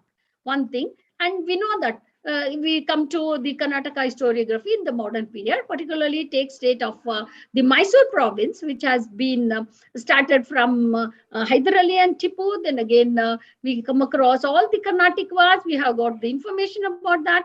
Then very less sources of information. Professor Shekhali has written a more historical information about Hyder Ali and Tipu Sultan, and that is another important source of historical writing on that. So related after the Tipu period, 1799 onwards, we have got plenty of the commissioners' rule, that is the records that are available. Then again, their contributions. Then again, we have got the Kabans. Then again, Bowring. When we come to the regional history, Bangalore takes example, the regions like Dharwad, then the Bangalore, then we have got in Karnataka particularly. When we speak about the urbanizations, the urban centers, what are the contributions of the rulers that also have been highlighted? The urban studies have also come up as a recent trend, that what are the pros and cons for urbanization, establishment of urban centers.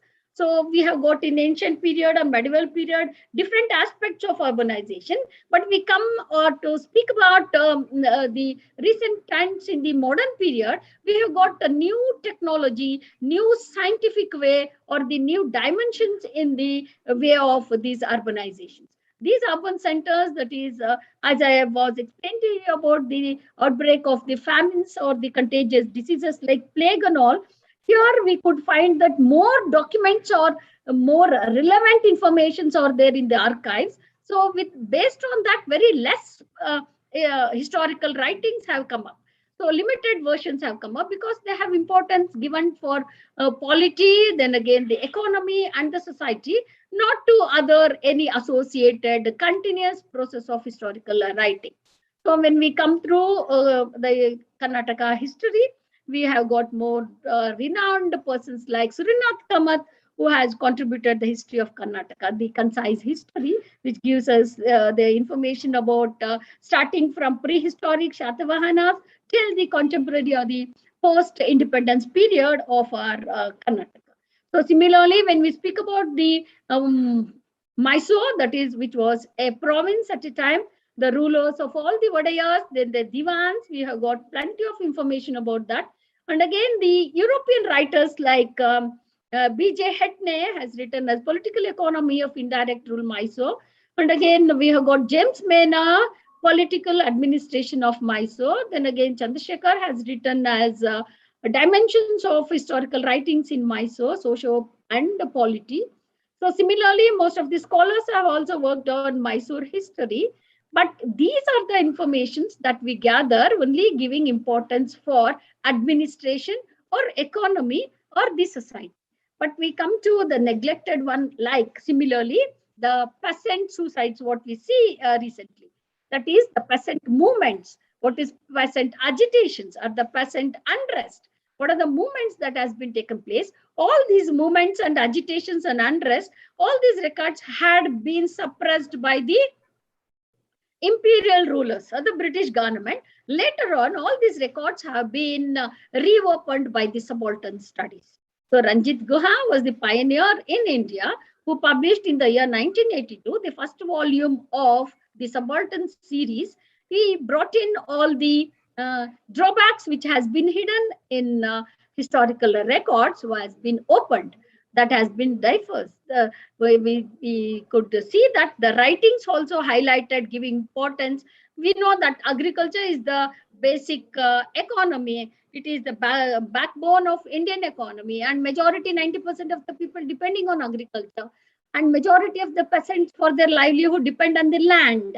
What is this land? Who is the owner of the land? We know we speak about feudalism, and we have got all the nationalist writings on feudalism. And again, we have got the imperialist perspective on land reforms. We know that what are the policies that brought in by the British has been imposed on our society, our economy, because it was unaware to us. What was relevant in those society, in those countries or those people, which was very alien to us, but it was imposed on us. All these information had been highlighted or brought in the historical writings. So that has to be brought in a new form of writings, or in what we call as, there are 2 points in the historical studies. One is destructing history, other one is reconstructing in history. So the main intention of a historical student or the student who has been interested in historical writing, they had these 2 options. One is what is already was there, it is not proper. That was the content they had in it. Other one, rewriting history, what is already has been written, again revisiting the same topics and to publish all the historical writings. So with this background, we have got plenty of source material, that is archival material. And again, there are also private institutions like Mythic Society, where the QJMS, Quarterly Journal of Mythic Society, will be continuously publishing all those articles published by various historians, the research scholars, and even the foreign research scholars who visit and they contribute. So these are the important historical documents we come across. that along with it, the publications, as Sir was also mentioning about what we call it as gazetteers. And again, we have got proceedings of the government. Along with that also, we can have a new trend in rewriting our history of our local or the regional or the people's history, which has been neglected in the society. So when we speak about the gender issue in subaltern studies, I think Gayatri Spivak played a very important role where she brought in the relevance of women, her contribution into the society, polity, and economy. With this background, the neglected ones, the gender issue, as I told you, and the recent trend that I could find in historical writing is that there is a lot of the lacunas or the gap in the study of the third gender, or what we call it as transgender.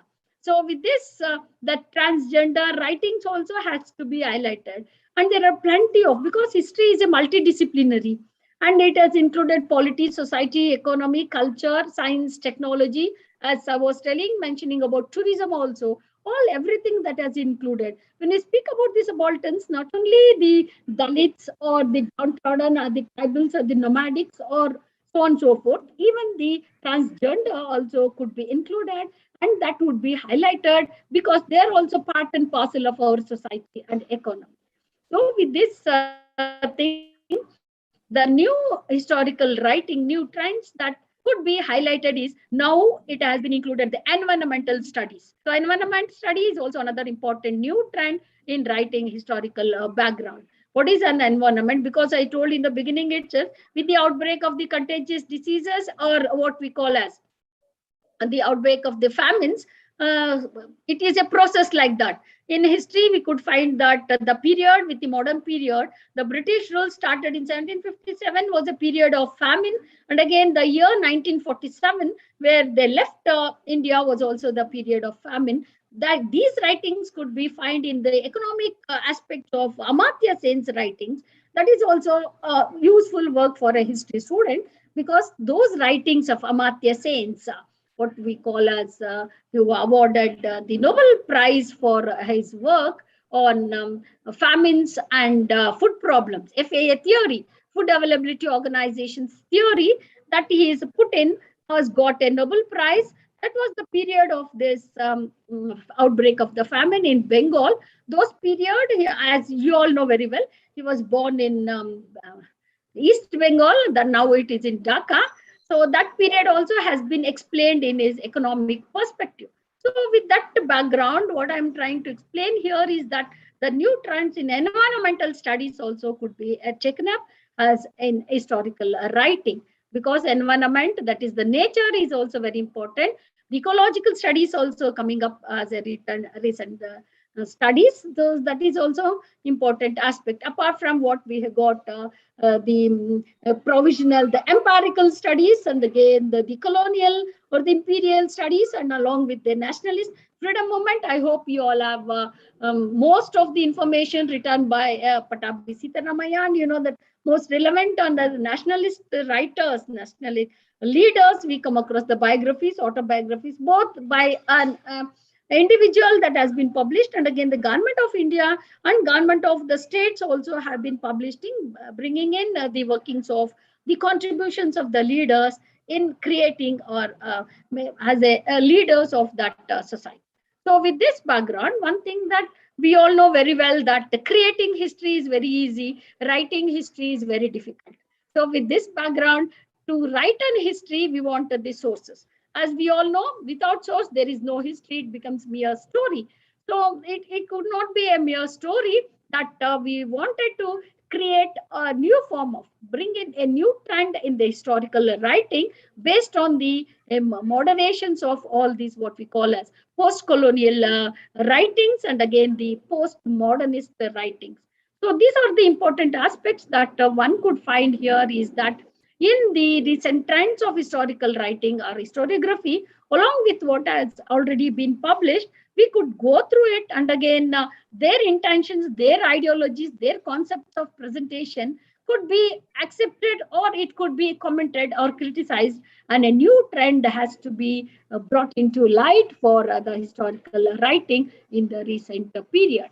So with this background, I wanted to highlight about the subaltern studies, Ranjit Guha, and again the team of all the workers who is contributing to bring in the neglected ones in the society and economy, brought into the mainstream of the polity. So we know that two important aspects during the imperial rule. One is the education they as used as a tool, and the one was an health perspective. And you know that related to health, the establishment of health centers, then again the hospitals, everything which brought in the more relevance of these historical studies. So this also has been highlighted during this pandemic period. We know that what is the situations that has created an havoc on the society and the minds of the individual. So we can compare with the outbreak of those contagious diseases like plague, cholera, malaria, influenza, so on and so forth, all the diseases. They wanted to dub in that these diseases were the homelands of these Asian continent countries.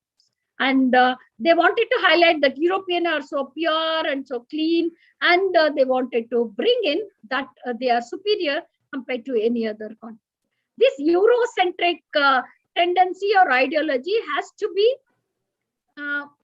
debated and has to be brought in the new realities in writing historical information. So with this, my intention here is that new trend has to be given importance and relevance has to be given for the neglected ones. So with this, I wanted to conclude with thanking the organizers for giving me an opportunity to share some of the historical writings in modern period, and that should be a continuous process for the next generation also, because history is not only the record of the past, it is also past, present, and future. Thank you. Thank you, one and all. Oh, thank you. Thank you, Dr. Usha Devi. Now, we just have a few queries to the resource persons. Altaf, you may go ahead. Well, indeed, it was a scintillating talk by both the speakers. My question for Sheikh Mastan sir, could you highlight if there is any account or any writings on the sense of humor or especially political satire in the writings that you have quoted? And the next question is for,